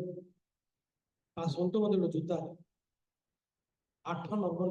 ମୋର ଆକ୍ଚୁଆଲି ପାଦର ସାଇଜ ସାନ କିନ୍ତୁ ବହୁତ ମୋଟା ଅଛି, ସେଥିପାଇଁ 10 ନମ୍ବର ଜୋତା ଆଗା ଚପଲ ମୁଁ ପିନ୍ଧିଲି, ତ 9 ନମ୍ବର ସାଇଜ 8 ନମ୍ବର ଜୋତା ହବ କି ନାହିଁ ପିନ୍ଧିଲି, କିନ୍ତୁ ହେଇଗଲା ଯେ ସେଟା ଆକ୍ସନ ସୁଜ୍ ଥିଲା। ତ ମୁଁ କାହିଁକି ବିଷୟ କହୁଛି, ବା ସବୁ ଲୋକମାନେ ଗୋଟେ ଜୋତାର ସାଇଜ, ଚମଡ଼ା ଜୋତା ମତେ ହେବନି 8 ନମ୍ବର, ଚମଡ଼ା ଜୋତା ମତେ 9 ନମ୍ବର ହବ, ନହେଲେ 10 ନମ୍ବର ପିନ୍ଧିଲେ କମ୍ଫର୍ଟେବଲ, ବେଶୀ ସମୟ ପିନ୍ଧି ହବ। ଟାଇଟ୍ ଟାଇଟ୍ ଜୋତା ବେଶୀ ସମୟ ପିନ୍ଧି ହବନି, ଆଉ ଝାଳ ବାହାରିବ, ନହେଲେ ପେନ୍ କରିବ, କଥା ହବ। ସେମିତି ପାଦୁକା ମଧ୍ୟ ବାପା ପୁଅର ମାପରେ ପାଦୁକା ପ୍ରସ୍ତୁତ କରିଛନ୍ତି। ଆଉ ସବୁଠାରୁ ଉତ୍ତମ ଲୁଗା, ଆପଣ ଜାଣନ୍ତୁ ଲୁଗା ଦରକାର ହଉଛି କଣ, ଦୋକାନ ଯାଇ କିଣୁଛନ୍ତି ନା, ସେମିତି ନାହିଁ। ପୂର୍ବ କାଳରେ ଗୋଟେ ଡ୍ରେସ୍ ବୁଣିବା ପାଇଁ 6 ମାସ ଲାଗୁଥିଲା। ସ୍ୱେଟର ବୁଣିବା ପାଇଁ ଟିକେ ଜଲ୍ଦି ହେବ, କାହିଁକି ନା ସ୍ୱେଟରରେ ଯୋଉ ଉଲ୍ ଅଛି, ଉଲ୍ଟା ଆକ୍ଚୁଆଲି ମୋଟା ଟିକେ ଥିବ। ଆଉ ସୂତା ଯଦି ଆମେ ଦେଖିବା, ସୂତାଟା ଉଲ୍ ଠାରୁ କେତେ ସରୁ ହେଇଥିବ, 10 ଗୁଣ କି 20 ଗୁଣ ସରୁ ହେଇଥିବ। ସେଥିପାଇଁ ଏ ସାନ ସାନ ସୂତାରେ ସେମାନେ ଲୁଗାକୁ ବୁଣୁଥିଲେ। ତ ଚିନ୍ତା କରନ୍ତୁ, ବାପା ଗୋଟେ 2-3 ମାସ ଆଗରୁ କି 4 ମାସ ଆଗରୁ କି ପୁଅ ଯିବା ଦିନଠାରୁ ସେ ଲୁଗା ପ୍ରସ୍ତୁତ କରିଥିଲେ ପୁଅର ମାପରେ। ମୁଦି କଣ? ମୁଦି ଅର୍ଥ କଣ? ଏଙ୍ଗେଜମେଣ୍ଟ ଯେତେବେଳେ ହଉଛି ମୁଦି ପିନ୍ଧା ହଉଛି, ପୁଅ ଝିଅକୁ ପିନ୍ଧଉଛନ୍ତି, ତାର ମିନିଂ କଣ? ନାଇଁ, ମୁଦି ଯଦି ଅଛି ସେ ବାହା ହେଇଛି ବା ବାହା ହେବାକୁ ଯାଉଛି, ବାହା ହବ। ବା ମୁଦି ପିନ୍ଧିବା ଝିଅକୁ କିଏ ଅନେଇବେନି, କାରଣ ସେ ଆଉ କାହାର ହେଇସାରିଛି। ବାପା ଯଦି ପୁଅକୁ ଯଦି ମୁଦି ପିନ୍ଧେଇଲେ, ତାର ତ କଣ, ତୁ ମୋର ପୁଅ। ସତରେ ଏଇଟା ଆମେ ଦେଖିପାରୁଛୁ, ବାପା କ୍ଷମା ଦେଇ ସାରିଛନ୍ତି। ଏଇଠି ଯଦି ଆମେ ଦେଖିପାରୁଛୁ, ବାଇବଲରେ କଣ ଲେଖା ହେଇଛି? ଯିଶା 44:22ରେ, ଯିଶା 44:22ରେ ଲେଖା ହେଇଛି, ଆମେ ତୁମର ଅଧର୍ମ ସବୁ ନିବିଡ଼ କୁଡ଼ିର ନ୍ୟାୟ ଓ ତୁମର ପାପ ସବୁ ମେଘ ପରି ମାର୍ଜନା କରିଅଛୁ। ଆମ ନିକଟକୁ ଫେରି ଆସ, ଆମେ ତୁମକୁ ମୁକ୍ତ କରିବୁ। ତୁମେ ଫେରିଲେ ଆମକୁ ମୁକ୍ତ, ମୁଁ ତୁମକୁ ମୁକ୍ତ କରିବି ସେମିତି ନାହିଁ, ମୁଁ ତୁମକୁ କ୍ଷମା କରି ସାରିଅଛି, ତୁମର ପାପ ସବୁ ମେଘ ପରି ମାର୍ଜନା କରିଅଛି। ତୁମେ ଫେରି ଆସ, ମୁଁ ତୁମକୁ ମୁକ୍ତ କରିଅଛି। ମୁକ୍ତ କରିସାରି, ପରମେଶ୍ୱର ମୁକ୍ତ କରି ସାରି ଅଛନ୍ତି। ଆଜି ମୁଁ କହିବା ପାଇଁ ଚାହୁଁଛି, ଯେତେବେଳେ ଯୀଶୁ ଖ୍ରୀଷ୍ଟ ଜୀବନକୁ ଦେଲେ, ଖାଲି ଯୀଶୁ ଖ୍ରୀଷ୍ଟ ନିଜ ଜୀବନକୁ ଦେଇଛନ୍ତି ତାହା ନାହିଁ।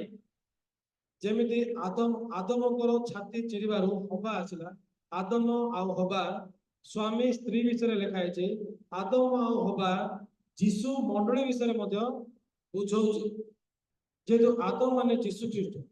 ସେମିତି ଆଜି ଯୀଶୁ ଖ୍ରୀଷ୍ଟଙ୍କର ଛାତିକୁ ମଧ୍ୟ ସେଠି ବର୍ଷା ଦ୍ୱାରା କଣା କରାଯାଇଛି। ସେଠି କଣ ଆସିଲା? ରକ୍ତ ଆଉ ପାଣି ଆସିଲା। ରକ୍ତର କାର୍ଯ୍ୟ କଣ? ଯୀଶୁଙ୍କ ରକ୍ତର କାର୍ଯ୍ୟ କଣ? ଯୀଶୁଙ୍କର ରକ୍ତର କାର୍ଯ୍ୟ ହଉଛି ପାପକୁ ଧୌତ କରିବା। ଯୀଶୁଙ୍କର ରକ୍ତ ଦ୍ୱାରା ସେ ସମସ୍ତ ପାପକୁ ଧୌତ କରିଅଛନ୍ତି, ସେମାନଙ୍କୁ ପବିତ୍ର କରିଅଛନ୍ତି। ଭାଇମାନେ, ଯୀଶୁ ଖ୍ରୀଷ୍ଟ ଆମମାନଙ୍କୁ ପବିତ୍ର କରିଛନ୍ତି, ଧାର୍ମିକ କରିଅଛନ୍ତି। ଯୀଶୁ ଖ୍ରୀଷ୍ଟଙ୍କର ରକ୍ତ ଦ୍ୱାରା ଆମେ ପରିତ୍ରାଣ ପାଇଛୁ। ସେଥିପାଇଁ ପ୍ରଥମ ମନୁଷ୍ୟ ଆଦମ ଜୀବିତ ପ୍ରାଣୀ ହେଲେ, ଶେଷ ଆଦମ ଜୀବନଦାୟକ ଆତ୍ମା ହେଲେ, ଶେଷ ଆଦମ ଯୀଶୁ ଖ୍ରୀଷ୍ଟ। ସେ ଆମମାନଙ୍କ ଅପରାଧ ନିମନ୍ତେ ସମର୍ପିତ ହେଲେ, ପୁଣି ଆମେ ମାନେ ଧାର୍ମିକ ଗଣିତ ନିମନ୍ତେ ଉତ୍ଥାପିତ ହେଲେ ମାନେ ଅତୀତ କାଳ। ସେଥିପାଇଁ ଯେତେବେଳକୁ ମୁଁ ବି ଶୁଣିଲି ସାଇଡରେ ଥାଇକି ବାକ୍ୟ, ସତ କଥା, ଆଜି ଯୀଶୁ ଖ୍ରୀଷ୍ଟ ଜୀବନ ଦେଇଛନ୍ତି, ସେ ଜୀବନରେ ମୁଁ ମଧ୍ୟ ନୂଆ ଜୀବନକୁ ପାଇଛି। ସେ କ୍ଷମା କରିଦେଇଛନ୍ତି, ସେ ଧୌତ କରି ଅଛନ୍ତି, ସେ ମତେ ପବିତ୍ର କରି ଅଛନ୍ତି। ମୁଁ କହିବା ପାଇଁ ଚାହୁଁଛି, ଭାଇ ମାନେ, ଅପୟ ପୁତ୍ର ତଳକୁ ବାପା ପାଖକୁ ଫେରୁଛି, ତା ମନ କଣ କହୁଛି? ତା ମନ କହୁଛି, ତୁ ଆଉ ପୁଅ ହେବା ପାଇଁ ଯୋଗ୍ୟ ନାହିଁ। ତୁ କିଏ? ତୁ ହଉଛୁ ମୂଲିଆ ହେଇକି ରହିବୁ। ମୂଲିଆର ପୁଅ ହଉଛି ମୂଲିଆ, ବାପାର ପୁଅ ହଉଛି ପୁଅ। ସେ ମଦ ପିଉକି, ସେ ଚୋରି କରିକି, ସେ ଡକାୟତି କରୁ, ସେ ବାପାର ପୁଅ ହିଁ ରହିବ। ସେ ଅପବୟ ପୁତ୍ର, ସେ ବାପାଙ୍କର ବୀଜ ଦ୍ୱାରା ଜନ୍ମ ହେଇଛି, ସେ ପୁଅ ଆକ୍ଚୁଆଲି। କିନ୍ତୁ ତାର ମନ ଭିତରେ ଶୈତାନ ତାକୁ କଣ କହୁଛି? ତୁ ପୁଅ ହେଇକି ତ ରହିପାରିବୁ ନାହିଁ, ତୁ ମୂଲିଆ ହେଇକି ରହିବୁ। ମୂଲିଆର ପୁଅ ହଉଛି ମୂଲିଆ। ମୂଲିଆ କେମିତି କାମ କରେ? ମୂଲିଆ ମାଲିକ ବ୍ୟବସ୍ଥା ଦ୍ୱାରା ବଞ୍ଚିଥାନ୍ତି। ମୂଲିଆ ପାଇଁ ବ୍ୟବସ୍ଥା, କିନ୍ତୁ ପୁଅ ପାଇଁ କିଛି ବ୍ୟବସ୍ଥା ନାହିଁ। କାମ କଲେ ମଧ୍ୟ ପୁଅ, ନ କଲେ ମଧ୍ୟ ପୁଅ। ବାପା ଯଦି ପୁଅ ବୋଲି ଗ୍ରହଣ କଲେ, ତାହେଲେ ସେ ହଉଛି ପୁଅ। ଯଦିଓ ସେ ବାପାଙ୍କ ପାଖକୁ ଫେରୁଛନ୍ତି, ତାଙ୍କ ହୃଦୟରେ ଲାଜ ଅଛି, ତାଙ୍କ ହୃଦୟରେ ଡର ଅଛି। ବାପା ମତେ କ୍ଷମା ଦେବେ ନା ନାହିଁ? ବାପା ମତେ ବାହାର କରିଦେଲେ ମୁଁ କୁଆଡେ ଯିବି? କୁଆଡେ ଭିକ ମାଗିବି? ମୁଁ ତ ଏତେ ଚେଷ୍ଟା କଲି କିନ୍ତୁ କିଛି କରିପାରିଲିନି, ବର୍ତ୍ତମାନ ମୁଁ କଣ କରିବି? ବାପା କହିଲେ, ମୋଟା ବାଛୁରୀଟି ଆଣିକି ମାର, ଆଜି ଭୋଜି କରିବା। ମୋର ପୁଅ ମରିଥିଲା, ବଞ୍ଚିଲା। ମୋର ପୁଅ ମରିଥିଲା, ବଞ୍ଚିଲା। ବାପାଙ୍କ ପାଟିରୁ କଥା ବାହାରିଲା। ବାପାଙ୍କ ପାଟିରୁ ବାହାରିବା ବାକ୍ୟ ଦ୍ୱାରା ପୁଅ ମୁକ୍ତ ହେଲା। ଆରେ ମୁଁ ଯଦିଓ ନିଜକୁ ଦେଖୁଛି ମୁଁ ଏତେ ଖରାପ କାମ କରିଛି, ମୁଁ ପୁଅ ହେବାର ଯୋଗ୍ୟ ନାହିଁ, ମୁଁ ଯଦି ଗୋଟେ ମୂଲ୍ୟ ପାଇଁ ଯୋଗ୍ୟ, କିନ୍ତୁ ବାପା ମତେ ଏବେ ସୁଦ୍ଧା ପୁଅ ଭାବରେ ଗ୍ରହଣ କରୁଛନ୍ତି, ମତେ ପୁଅ ବାପା ପୁଅ ବୋଲି ଡାକୁଛନ୍ତି। ଯଦି ବାପାଙ୍କ ଦୃଷ୍ଟିରେ ଯଦି ମୁଁ ପୁଅ, ତେବେ ମୁଁ ପୁଅ। এইটা হচ্ছে ঈশ্বরকে বিশ্বাস করিবা। যদি ঈশ্বর যদি আমাকে ধার্মিক কইলে তাহলে আমি ধার্মিক, আমি পাপী নাই। পরমেশ্বর যদি পাপକୁ ଧୌତ କରିଦେଲେ ତାହେଲେ ଆମେ ପାପ ସଫା ହୋଇ ସାରିଅଛେ। ତ ସାନ ପୁଅ ଯଦିଓ ସେ ବାପା ପାଖକୁ ଫେରୁଛି, କିନ୍ତୁ ତାର ହୃଦୟରେ ସେ କେବେ ମଧ୍ୟ ବାପାଙ୍କର ବାକ୍ୟକୁ ନ ଶୁଣିଲା ପର୍ଯ୍ୟନ୍ତ ମୁକ୍ତ ହୋଇ ନାହାନ୍ତି। ବାପାଙ୍କ ପାଟି ତଳକୁ ବାହାରିଲା, ମୋର ଏଇ ପୁଅ ମୃତ ହୋଇଥିଲେ ବଞ୍ଚିଲେ, ହଜି ଯାଇଥିଲେ ମିଳିଲେ। ଏ ବାକ୍ୟକୁ ଶୁଣିକି ସାନ ପୁଅ ହୃଦୟରେ ସେ ମୁକ୍ତ ହେଲେ। ଯଦିଓ ବାପା ଆଗରୁ ତାକୁ କ୍ଷମା ଦେଇକି ସବୁଠାରୁ ଭଲ ଲୁଗା ପ୍ରସ୍ତୁତ କରିଥିଲେ, ପାଦୁକା ପ୍ରସ୍ତୁତ କରିଥିଲେ, ମୁଦି ପ୍ରସ୍ତୁତ କରିଥିଲେ, କିନ୍ତୁ ସାନ ପୁଅ ଜାଣିନଥିଲେ। ବାପାଙ୍କ ପାଟିରୁ ସ୍ୱର ବାହାରିବା, ଯୋଉ ସ୍ୱର ବାହାରିଲା ସେ ବାକ୍ୟକୁ ଶୁଣିକି ସେ ମୁକ୍ତ ହେଲେ। ଗୋଟେ ଦିନ ମୁଁ ମଧ୍ୟ ଶୁଣିଲି। ବ୍ୟବସ୍ଥାର କ୍ରିୟାକର୍ମ ଦ୍ୱାରା କିଏ ଧାର୍ମିକ ହେଇପାରିବ ନାହିଁ, ଯେହେତୁ ବ୍ୟବସ୍ଥା ଦ୍ୱାରା ପାପର ଜ୍ଞାନ ଜନ୍ମ। ବ୍ୟବସ୍ଥା ପାଳନ କରିକି ମୁଁ କେବେ ମଧ୍ୟ ଧାର୍ମିକ ହୋଇପାରିବିନି।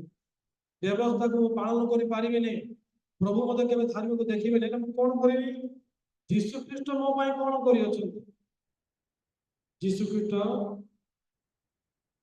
ପବିତ୍ର ଆତ୍ମାରେ ମରିୟମଙ୍କ ଦ୍ୱାରା ସେ ଜନ୍ମଗ୍ରହଣ କଲେ। 30 ବର୍ଷ ବୟସରେ ସେ ବାପଚକ ଜହନଙ୍କ ଦ୍ୱାରା ସମସ୍ତ ଧାର୍ମିକତା ପୂରଣ କରିବା ନିମନ୍ତେ ବାପ୍ତିସ୍ମ ନେଲେ। ଇଂଲିଶ ବାଇବଲ ଲେଖା ହେଇଛି, ଟୁ ଫୁଲଫିଲ ଅଲ ରାଇଚିୟସନେସ।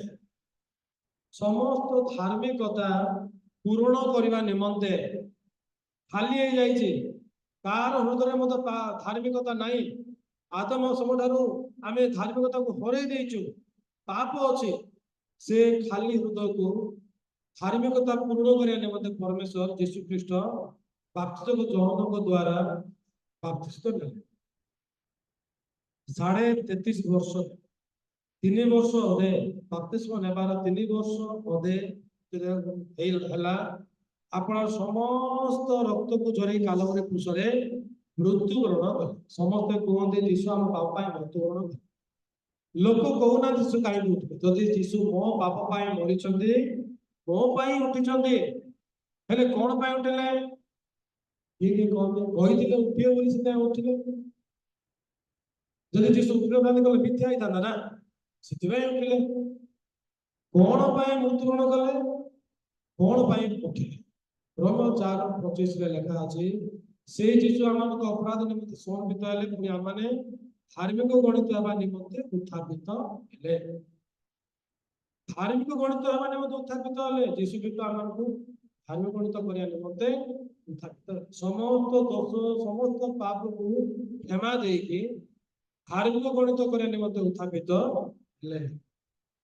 ସେଥିପାଇଁ ଯୀଶୁ ଖ୍ରୀଷ୍ଟ ଜୀବନଦାୟକ ଆତ୍ମା। ଯୀଶୁ ଖ୍ରୀଷ୍ଟ ଆମକୁ ଜୀବନ ଦେଇଛନ୍ତି, ସେ କ୍ଷମା ଦେଇଛନ୍ତି, ସେ ଆମମାନଙ୍କୁ ମୁକ୍ତ କରିଅଛନ୍ତି। ଆଜି ମୋ ଦଳକୁ ପାଷ୍ଟରଙ୍କ ଠାରୁ ସୁସମାଚାର ଶୁଣିଲେ। ସେ ଗୋଟେ ବିଷୟ କହିଲେ, ଜନ 1:29। ତହିଁ ଆର ଦିନ ସେ ଯୀଶୁକୁ ନିଜ ପାଖକୁ ଆସିଲେ ଦେଖି କହିଲେ, ଏହି ଦେଖ ଈଶ୍ୱରଙ୍କର ବେଶ ଶାବକ, ଯେ ଜଗତର ପାପ ବୋହି ନେଇ ଯାଆନ୍ତି। ତହିଁ ଆର ଦିନ, ବାପ୍ତିସ୍ମ ଦେବାର ପରଦିନ ବାପଚକ ଜୋହନ ଯୀଶୁଙ୍କୁ ଦେଖି କଣ କହୁଛନ୍ତି? ଏହି ଦେଖ ଈଶ୍ୱରଙ୍କର ବେଶ ଶାବକ। ଈଶ୍ୱରଙ୍କର ବେଶ ଶାବକ, ଯେମିତି ମୁଁ କହିଲି, ପ୍ରଭୁଙ୍କର ଇଚ୍ଛା ଜଗତରେ ଜଣେ ବି ଧାର୍ମିକ ଲୋକ ନାହିଁ। ପାପୀ ମାନଙ୍କ ପାଇଁ ପାପୀ କେବେ ମଧ୍ୟ ଉଦ୍ଧାର କରିପାରିବ ନାହିଁ। ସେଥିପାଇଁ ଧାର୍ମିକ ଲୋକକୁ ଜନ୍ମ ହେବାର ଥିଲା। ସେଥିପାଇଁ ପରମେଶ୍ୱର ମରିୟମକୁ ବାଛିଲେ, ଆଉ ମରିୟମଙ୍କ ଗର୍ଭରେ ପବିତ୍ର ଆତ୍ମାଙ୍କ ଦ୍ୱାରା ଯୀଶୁ ଖ୍ରୀଷ୍ଟଙ୍କୁ ସେ ରଖିଲେ। ଯୀଶୁଙ୍କ ଶରୀର 9 ମାସରେ ତିଆରି ହେଲା, ଆଉ ଯୀଶୁ ଖ୍ରୀଷ୍ଟଙ୍କ ଶରୀରକୁ ବଳି ଦେଇଛନ୍ତି କ୍ରୁଶରେ, ଆଉ ତା ବଳିଦାନ ଦ୍ୱାରା ଆମମାନଙ୍କର ପାପକୁ ସେ ପ୍ରାୟଶ୍ଚିତ କରିଅଛନ୍ତି। ସେଥିପାଇଁ ଯେମିତି କି ପୁରାତନ ନିୟମରେ ଗୋଟେ ପାପୀ ସେ ପାପରୁ ମାନେ ପରିତ୍ରାଣ ପାଇବା ପାଇଁ ସେ ଗୋଟେ ନିଖୁନ୍ତ ମାଇ ଛେଳି, ଦାଗ ନଥିବା ମାଇ ଛେଳିକୁ ନେଇକି ଆସିବେ। ସେଇ ପ୍ରକାର ଆଜି ଯୀଶୁ ଖ୍ରୀଷ୍ଟ ହଉଛନ୍ତି ନିଖୁନ୍ତ ନିଷ୍କଳଙ୍କ ମେଷ ଶାବକ। ଏହି ଦେଖ ଈଶ୍ୱରଙ୍କର ମେଷ ଶାବକ। ନିଜକୁ ଦେଖ ନାହିଁ, ଯୀଶୁଙ୍କୁ ଦେଖ। ସେ ହଉଛନ୍ତି ଈଶ୍ୱରଙ୍କ ମେଷ ଶାବକ, ଜଗତର ପାପ ବୋହି ନେଇ ଯାଆନ୍ତି। ଜଣେ ଲୋକ ଦ୍ୱାରା ପାପ ଜଗତରେ ପ୍ରବେଶ କରିଥିଲା, ବର୍ତ୍ତମାନ ଯୀଶୁ ଖ୍ରୀଷ୍ଟଙ୍କ ଦ୍ୱାରା ପାପ ନିଆଯାଉଛି। ଯୀଶୁ ପାପ ବୋହି ନେଇ ଯାଉଛନ୍ତି। ତୁମର ପାପ ଯୋଉଟା ତମେ କରିଛ ଯୀଶୁ ବୋହିକି ନେଇ ଯାଉଛନ୍ତି। ସତରେ ଯେତେବେଳେ ମାନେ ଲେଭି ପୁସ୍ତକ 4 ପର୍ବ ଦେଖିବା ଟିକେ, ଆମେ 28 ପଦକୁ ପଢିଲୁ, 29, 30, 31। ପୁଣି ସେ ସେଇ ପାପାତ୍ମକ ବଳିର ମସ୍ତକରେ ହସ୍ତନିର୍ଭର ଦେଇ ହୋମ ବଳି ବୋଧ କରିବା ସ୍ଥାନରେ ସେ ପାପାତ୍ମକ ବଳି ବୋଧ କରିବ। ପାପୀ ସେ ମାଇ ଛେଳି, ନିଖୁନ୍ତ ମାଇ ଛେଳିର ମୁଣ୍ଡ ଉପରେ ତାର ଦୁଇଟା ହାତକୁ ଦେବ, ହୋମ ବଳି ବୋଧ କରିବା ସ୍ଥାନରେ ତାକୁ। ହୋମ ବଳି ବୋଧ କରିବା ସ୍ଥାନ ହଉଛି ସମାଗମ ତମ୍ବୁର ନିୟମ ସିନ୍ଦୁକ ସାମ୍ନାରେ, ଯଜ୍ଞ ବେଦୀ, ଯଜ୍ଞ ବେଦୀର ସାମ୍ନାରେ। ଯଜ୍ଞ ବେଦୀ ସମାଗମ ତମ୍ବୁରେ ହିଁ ଅଛି। ସମାଗମ ତମ୍ବୁ କଣ? ଯେତେବେଳେ ପରମେଶ୍ୱର 10 ଆଜ୍ଞା ଦେବା ନିମନ୍ତେ ମଶାଙ୍କୁ ସିଂହ ପର୍ବତ ଉପରକୁ ନେଇକି ଗଲେ, ସେଇଠି ସେ ସ୍ୱର୍ଗର ସମାଗମ ତମ୍ବୁର ଦର୍ଶନ ଦେଖେଇଲା ଆଉ କହିଲେ, ଯେମିତି ତମେ ଦେଖୁ ସେମିତି ପୃଥିବୀରେ ବନା। ସମାଗମ ତମ୍ବୁ ଯଦି ନାହିଁ, ସେଠି ପାପ କ୍ଷମା କେବେ ହେଇପାରିବ ନାହିଁ। 10 ଆଜ୍ଞା ଦଉ ଦଉ ପରମେଶ୍ୱର ସମାଗମ ତମ୍ବୁ ବିଷୟରେ ମଧ୍ୟ କହିଲେ, କାରଣ ପରମେଶ୍ୱର ଜାଣିଛନ୍ତି ପାପୀ ମନୁଷ୍ୟ ପରମେଶ୍ୱରଙ୍କ ପବିତ୍ର ବ୍ୟବସ୍ଥାକୁ କେବେ ମାନି ପାରିବ ନାହିଁ। ରୋମିଓ 7:14 ଲେଖା ଅଛି। ସେଥିପାଇଁ ପରମେଶ୍ୱର କଣ କଲେ, ସେ 10 ଆଜ୍ଞା ସଙ୍ଗେ ସଙ୍ଗେ ଯଜ୍ଞ ବେଦୀ ସମାଗମ ତମ୍ବୁ ବିଷୟରେ ଦର୍ଶନ ଦେଲେ, ଆଉ ମଶା ସେ ସମାଗମ ତମ୍ବୁକୁ ବନେଇଲେ। ଆଉ ବର୍ତ୍ତମାନ ଏ ପାପୀ ଛେଳିକୁ ନେଇକି ସମାଗମ ତମ୍ବୁ ସମ୍ମୁଖରେ ନିଜର ଦୁଇଟା ହାତକୁ ତା ମୁଣ୍ଡ ଉପରେ ରଖିଲେ। ଏ ହାତକୁ ମୁଣ୍ଡ ଉପରେ ରଖିବା ଦ୍ୱାରା କଣ ହଉଥିଲା, ପାପୀର ପାପ ଏ ନିଷ୍କଳଙ୍କ ଛେଳି ପାଖକୁ ଯାଉଥିଲା, ଆଉ ନିଷ୍କଳଙ୍କ ପବିତ୍ରତା ଛେଳିର ସେ ଲୋକ ପାଖକୁ ଆସୁଥିଲା। ତାପରେ କଣ କରିବ, ତାର ବେକକୁ କାଟିବ, ଆଉ ତାର ରକ୍ତକୁ ନେଇକି ଯାଜକ କଣ କରିବେ, ଯଜ୍ଞ ବେଦୀର ଶୃଙ୍ଗ ଉପରେ ଦେବେ, ଆଉ ବେଦୀ ମୁଣ୍ଡରେ ଢାଳିବେ। ଜିରିମିୟ 17 ପର୍ବ 1 ପଦରେ ଲେଖା ଅଛି, ଜିହୁଦାର ପାପ ଲୋହ ଲିଖନୀରେ ହୀରକର ବନ୍ଧୁକ ଦ୍ୱାରା ଲିଖିତ ହୁଏ, ସେ ସବୁ ସେମାନଙ୍କର ହୃଦୟ ଫଳକରେ ଯଜ୍ଞବେଦୀର ଶୃଙ୍ଗ ଉପରେ, ତୁମର ଯଜ୍ଞବେଦୀର ଶୃଙ୍ଗ ଉପରେ ପତିତ ହୋଇଅଛି। ଜିହୁଦାର ପାପ ଦୁଇଟା ଜାଗାରେ ଲେଖା ଅଛି, ଗୋଟେ ହଉଛି ହୃଦୟ ଫଳକରେ, ଆଉ ଗୋଟେ ହଉଛି ଯଜ୍ଞବେଦୀର ଶୃଙ୍ଗ। ଖାଲି ଜିହୁଦାର ପାପ ବିଷୟରେ ଲେଖା ଅଛି ସେମିତି ବିଷୟ ନାହିଁ, ସମସ୍ତ ଲୋକମାନଙ୍କର ପାପ ଦୁଇଟା ଜାଗାରେ ଲେଖା ଅଛି। ଗୋଟେ ତ ପରମେଶ୍ୱରଙ୍କ ହୃଦୟରେ, ଗୋଟେ ତ ମଣିଷର ହୃଦୟ ଫଳକ ହଉଛି ଆମର ହୃଦୟ, ଯଜ୍ଞବେଦୀର ଶୃଙ୍ଗ ହଉଛି ପରମେଶ୍ୱରଙ୍କ ହୃଦୟ। ତ ସେଥିପାଇଁ ଯାଜକ କଣ କରିବ, ସେ ରକ୍ତକୁ ନେଇକି ଯଜ୍ଞବେଦୀର ଶୃଙ୍ଗ ଉପରେ ଦେବ, ଯୋଉଟା କି ପାପ ଲେଖା ଅଛି ସେଠି ମଲା ପଶୁର, ବଳି ଦେଇଥିବା ପଶୁର ରକ୍ତକୁ ହିଁ ଲଗେଇବ। ଆଉ ବେଦୀ ମୂଳ ମାଟିରୁ ତିଆରି, ମାଟିରେ ମଣିଷ ତିଆରି, ବେଦୀ ମୂଳ ଢାଳିବ। ଆଉ କଣ କରିବ, ସେ ମଲା ପଶୁର ଚମଡ଼ା ବାହାର କରିବ, କାଟିବ, ଚର୍ବି କାଢିବ, ଆଉ ଯଜ୍ଞ ବେଦୀର ନିଆଁରେ ତାକୁ ଜଳିବ। ଯେତେବେଳକୁ ସେ ଯଜ୍ଞ ବେଦୀରୁ ଧୂଆଁ ଉଠିବ, ଆଉ ଧୂଆଁ ଉଠିକି ଉପରକୁ ଉଠିବ, ସେଟା ହଉଛି ପରମେଶ୍ୱରଙ୍କର ତୁଷ୍ଟିଜନକ ଆଗ୍ରହ। ଯେମିତିକି ଆପଣ ମାନେ ସେଣ୍ଟ ଲଗାଉଛନ୍ତି, ଡିଓଡ୍ରାଣ୍ଟ ଲଗାଉଛନ୍ତି, କଣ ପାଇଁ? ଆପଣ ପାଖରେ ଗଲେ ଭଲ ବାସ୍ନା ଯେମିତି ଆସେ, ଗନ୍ଧ ଯେମିତି ବାହାରେ।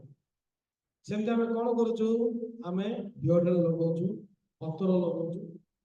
ସେମିତି ଆଜି ପରମେଶ୍ୱରଙ୍କ ପାଇଁ ଅତର ଭଳିଆ ବାସ୍ନା ହଉଛି ମଲା ଜନ୍ତୁର ସେ ପୁରା ଗନ୍ଧ। ହଁ, ପାପୀ ଭସ୍ମସାତ ହେଇଗଲା, ଆଉ ପାପ ନାହିଁ, ସବୁ ପାପ ଶେଷ। ସତରେ ଆଜି ମୁଁ କହିବା ପାଇଁ ଚାହେଁ, आज जीशु ख्रीष्ट ईश्वर मेष शावक से निखुंत निष्कलंक मेषावक सदृश आम पाप निमंते आपण समस्त रक्त को छाड़ी एप्रिल 9:22 रे लेखा अच्छे व्यवस्था समस्त विश्व रक्त द्वारा सूचीकृत हुए रक्तपात बिना पाप मोचन हुए नहीं तो रक्तपात बिना पाप मोचन हुए नहीं रक्त द्वारा से पाप मोचन कर पाप को धोई दे से आमको नुआ जीवन को दे भाई मैंने आज मुझे कौन कहना चाहूँ आज आम पाप करूँ पापी एकला के पाप मुक्त हो पारे से कांदू से उपवास करू जहाँ भी करू पुरातन नियम गोटे पापी दरकार आ गोटे निकुंत छेली दरकार निकुंत छेली मुंड उपरे हाथ रखिब आ तार रक्त द्वारा ही से पाप को प्रायश्चित कर बाक्य को देखा एप्रिल 9 पर्व 11 बार एप्रिल 9 पर्व 11 बार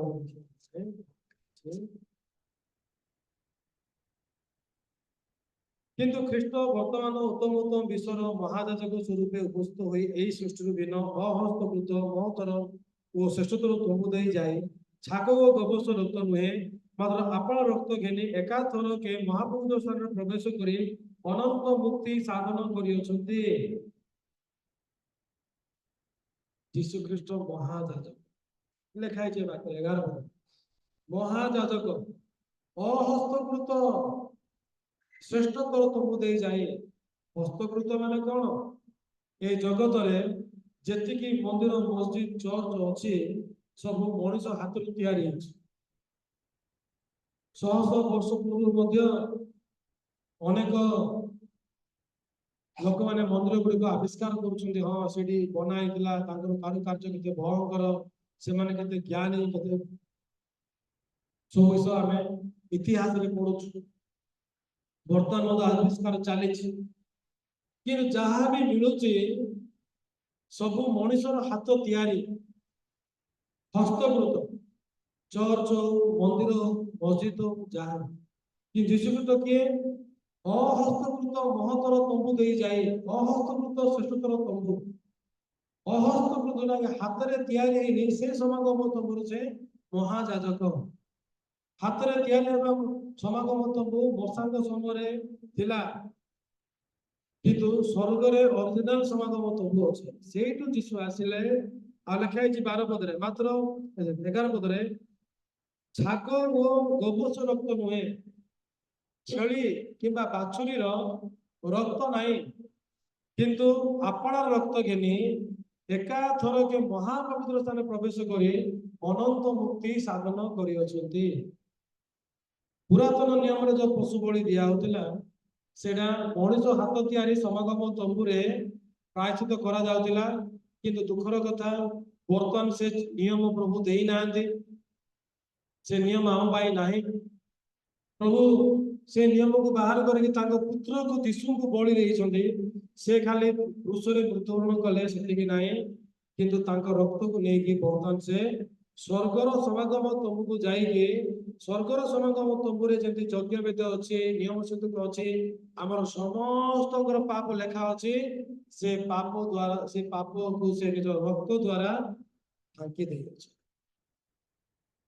से भाई माने आज कहया पई चाहछि किए प्रकृत रे मेंढा को छेली को नहीं आसीबो जाको के ज्ञात करा जे वो पाप कोन जानि नथिले परित्राण कौन मुझे जान नी मुझे को देखिले 2000 वर्ष पूर्व जीशुख्रीष्ट बलिदान बेकार नहीं ईश्वर बलिदान बेकार नहीं जीशु रक्त बेकार नहीं जीशु रक्त द्वारा समस्त पाप प्रायश्चित हो ईश्वर बलिदान द्वारा आम माने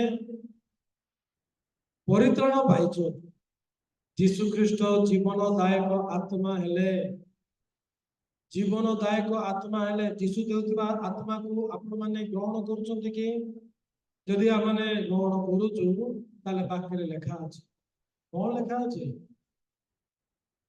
यदि जीशु ख्रीष्ट तुम हृदय थांती ताले शरीर पाप हेतु मृत दे आत्मा धार्मिकता हेतु जीवित। रोमियो 8:10 कि यदि ख्रीष्ट तुम थाते ताले शरीर पाप हेतु मृत अटे आत्मा धार्मिकता हेतु जीवित। सतरे आत्मा धार्मिकता हेतु जीवित अटे ताने धार्मिक ना पापी। शरीर पाप हेतु मृत अटे परमेश्वर आम धार्मिक गणित कर धार्मिक आत्मा को दे आज मन पकाऊँ आज अनेक लोक मैंने पाप स्वीकार करुछन्ते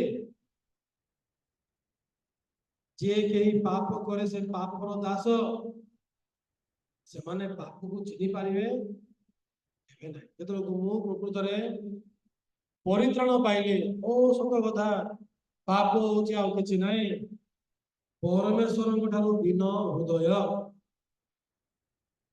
शैतान चिंता को दौची चिंता को ग्रहण करने द्वारा मनुष्य पाप द्वारा चालित हो पापात्मा द्वारा गाड़ी जमीक निजे के जाऊनी ड्राइवर ताको चलाऊ गाड़ी एक्सीडेंट लोक मैंने गाड़ी को किसी करूना ड्राइवर को तुम धरुच सेमती आज मनुष्य शरीर गोटे गाड़ी भाया ड्राइवर जब पवित्र आत्मा ताले परमेश्वर वाक्य को शुणिक आम जीवन जापन कर भाई भने आपण मैंने के जानी कि आपण मैंने दुष्ट आपण जानी कि आपणकर क्रियाकर्म द्वारा परमेश्वर के आमको ग्रहण करेनि बोली केवल जीशुख्रीष्ट द्वारा प्रभु आमको ग्रहण करें प्रार्थना कले निज ना मागुन केवल जीशु को ना प्रार्थना करूँ जीशु को जीशु आम रक्त देते जीशु आम मरी जीशु आमको धार्मिक कर जीशुख्रीष्ट द्वारा आम स्वर्ग को जा सारी अच्छु भाई मैंने जीशुख्रीष्ट द्वारा परमेश्वर आमको आशीर्वाद कर सारी से आज परमेश्वर को दास को देख आम जानूँ आम कौन जानूँ कि एबे भी कौन आम हृदय विषय जाचु कि जदि आपण मैंने जानते बोली भावुं आप जीवन वक्र जीवन बचे निजे निजर मालिक भाव में निजे निष्पत्ति नहीं जीवन जापन करेंगे केवल परमेश्वर गौरव निमित्ते बची पारे ना कौन सी विषय आम जानी परमेश्वर वाक्य द्वारा प्रकाश न कले आम कि जानी कौन सी विषय जानिनु परमेश्वर आम से पाप मुक्त कर आसी प्रथम 2 पर्व 24-25 जेबड़े मैंने पाप मृत हो धार्मिक निमित्त जीवन जापन करूँ से आपे क्रूस अपना शरीर आम समस्त पाप ग्रहण कले द्वारा माने सुस्थ हो तो द्वारा माने सुस्थ हो आम मैंने मेषगुण विपदगामी होइतिलु किंतु एबे आत्मार पालक और निकट को बाहर जीशु आम आत्मार मेष पालक होती इंग्लिश बाइबल शेफर्ड लिखा है आत्मार मेष पालक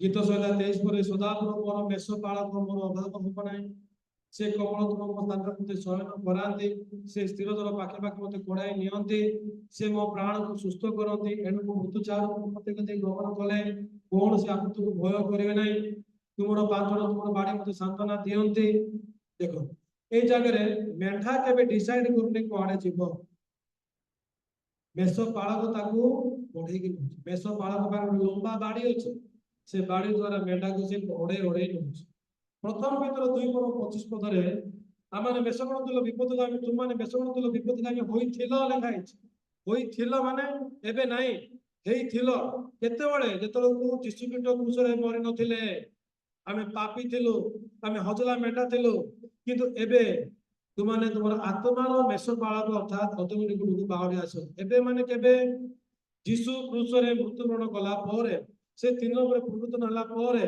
आम माने मेष आत्मार मेष पालक निकट को फेरी आसी अच्छु आम बर्तमान मेष पालक परिचालना भितर अच्छु से भाई मैंने आम केबे भी किसी विषय जानी पारिबा नहीं जगतर विलास जगतर लोभ निज शरीर पर जीवन बंचा छड़ा शैतान आमको केबे सुसमाचार बंचाई देव ना जो अपवित्र बापा घर थिला से केबे बापा घर प्रति धन्यवाद नथिला ବାପାଙ୍କ ଦାସ ଦାସୀ ପାଇଁ କେବେ ଧନ୍ୟବାଦ ନଥିଲା, ସେ କେବେ ମୁକ୍ତ ନଥିଲା।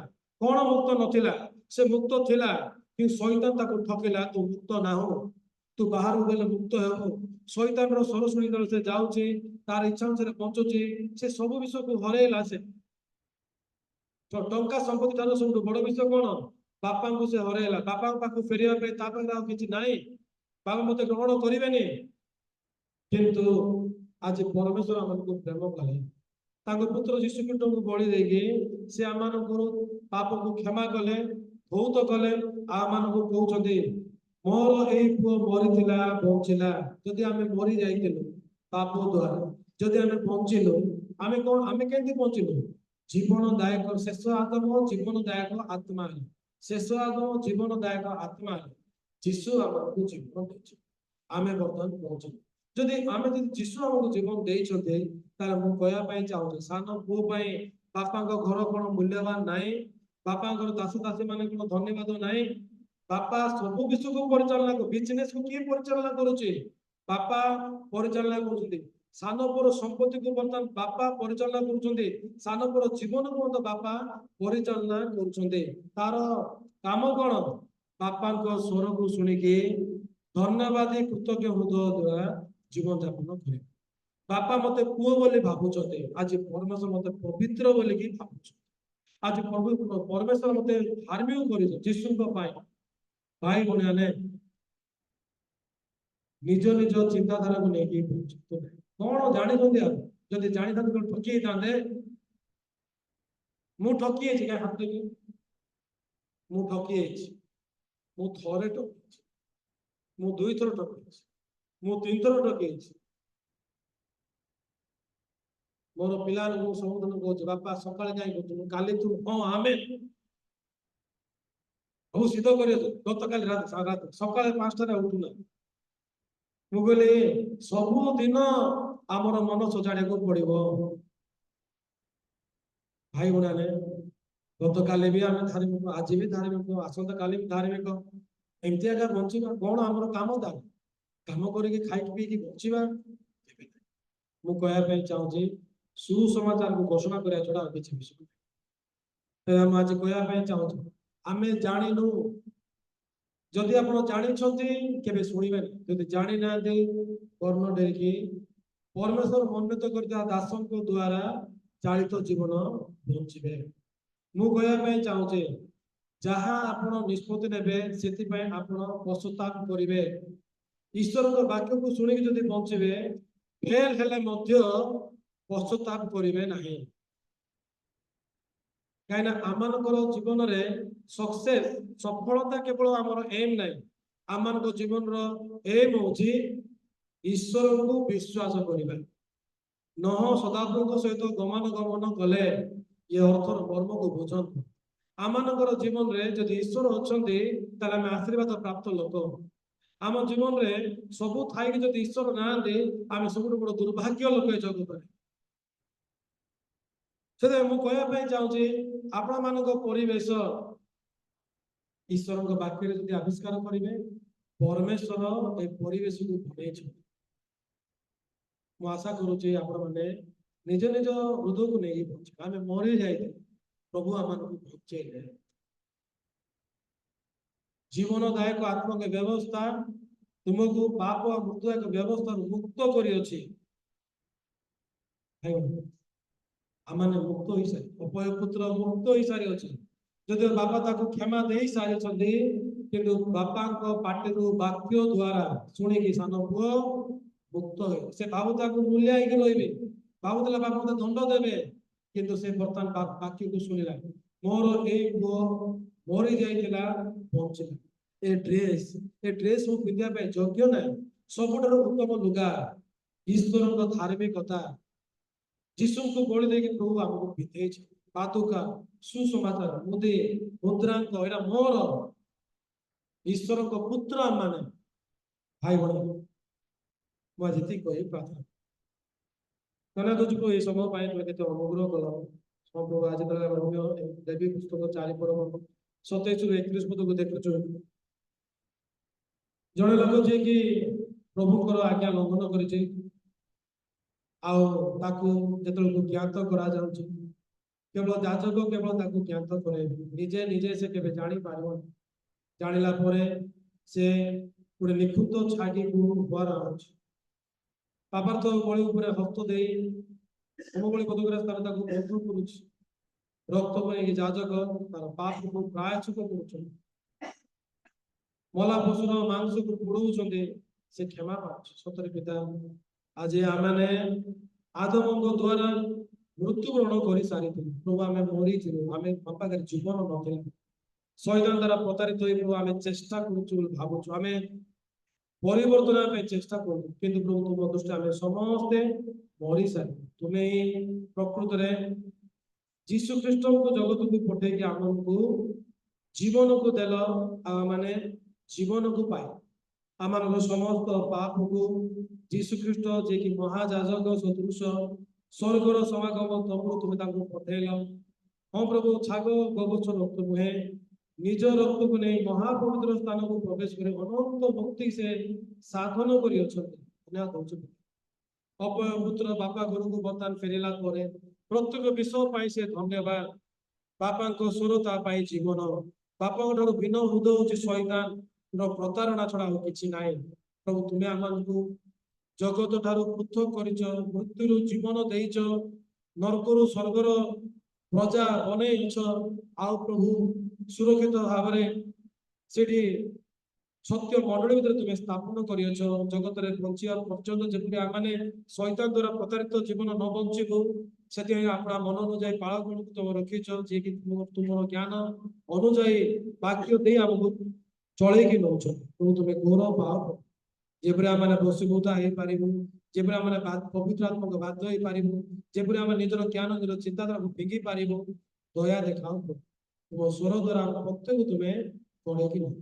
এই সমস্ত বিষয় প্রচন্ড সৌর করিয়া প্রার্থনা নাজরের যিশুখ্রিস্টর নামে মাগছি, আমেন। ଭାଇମାନେ ଆମମାନଙ୍କର ଆଗାମୀ ଦିନମାନଙ୍କରେ ଗୋଟେ କନଫରେନ୍ସ ହେଲା ଭଳିଆ ଅଛି, ରିଟ୍ରିଟ୍ ହେଲା ଭଳିଆ ଅଛି। ତ ରିଟ୍ରିଟ୍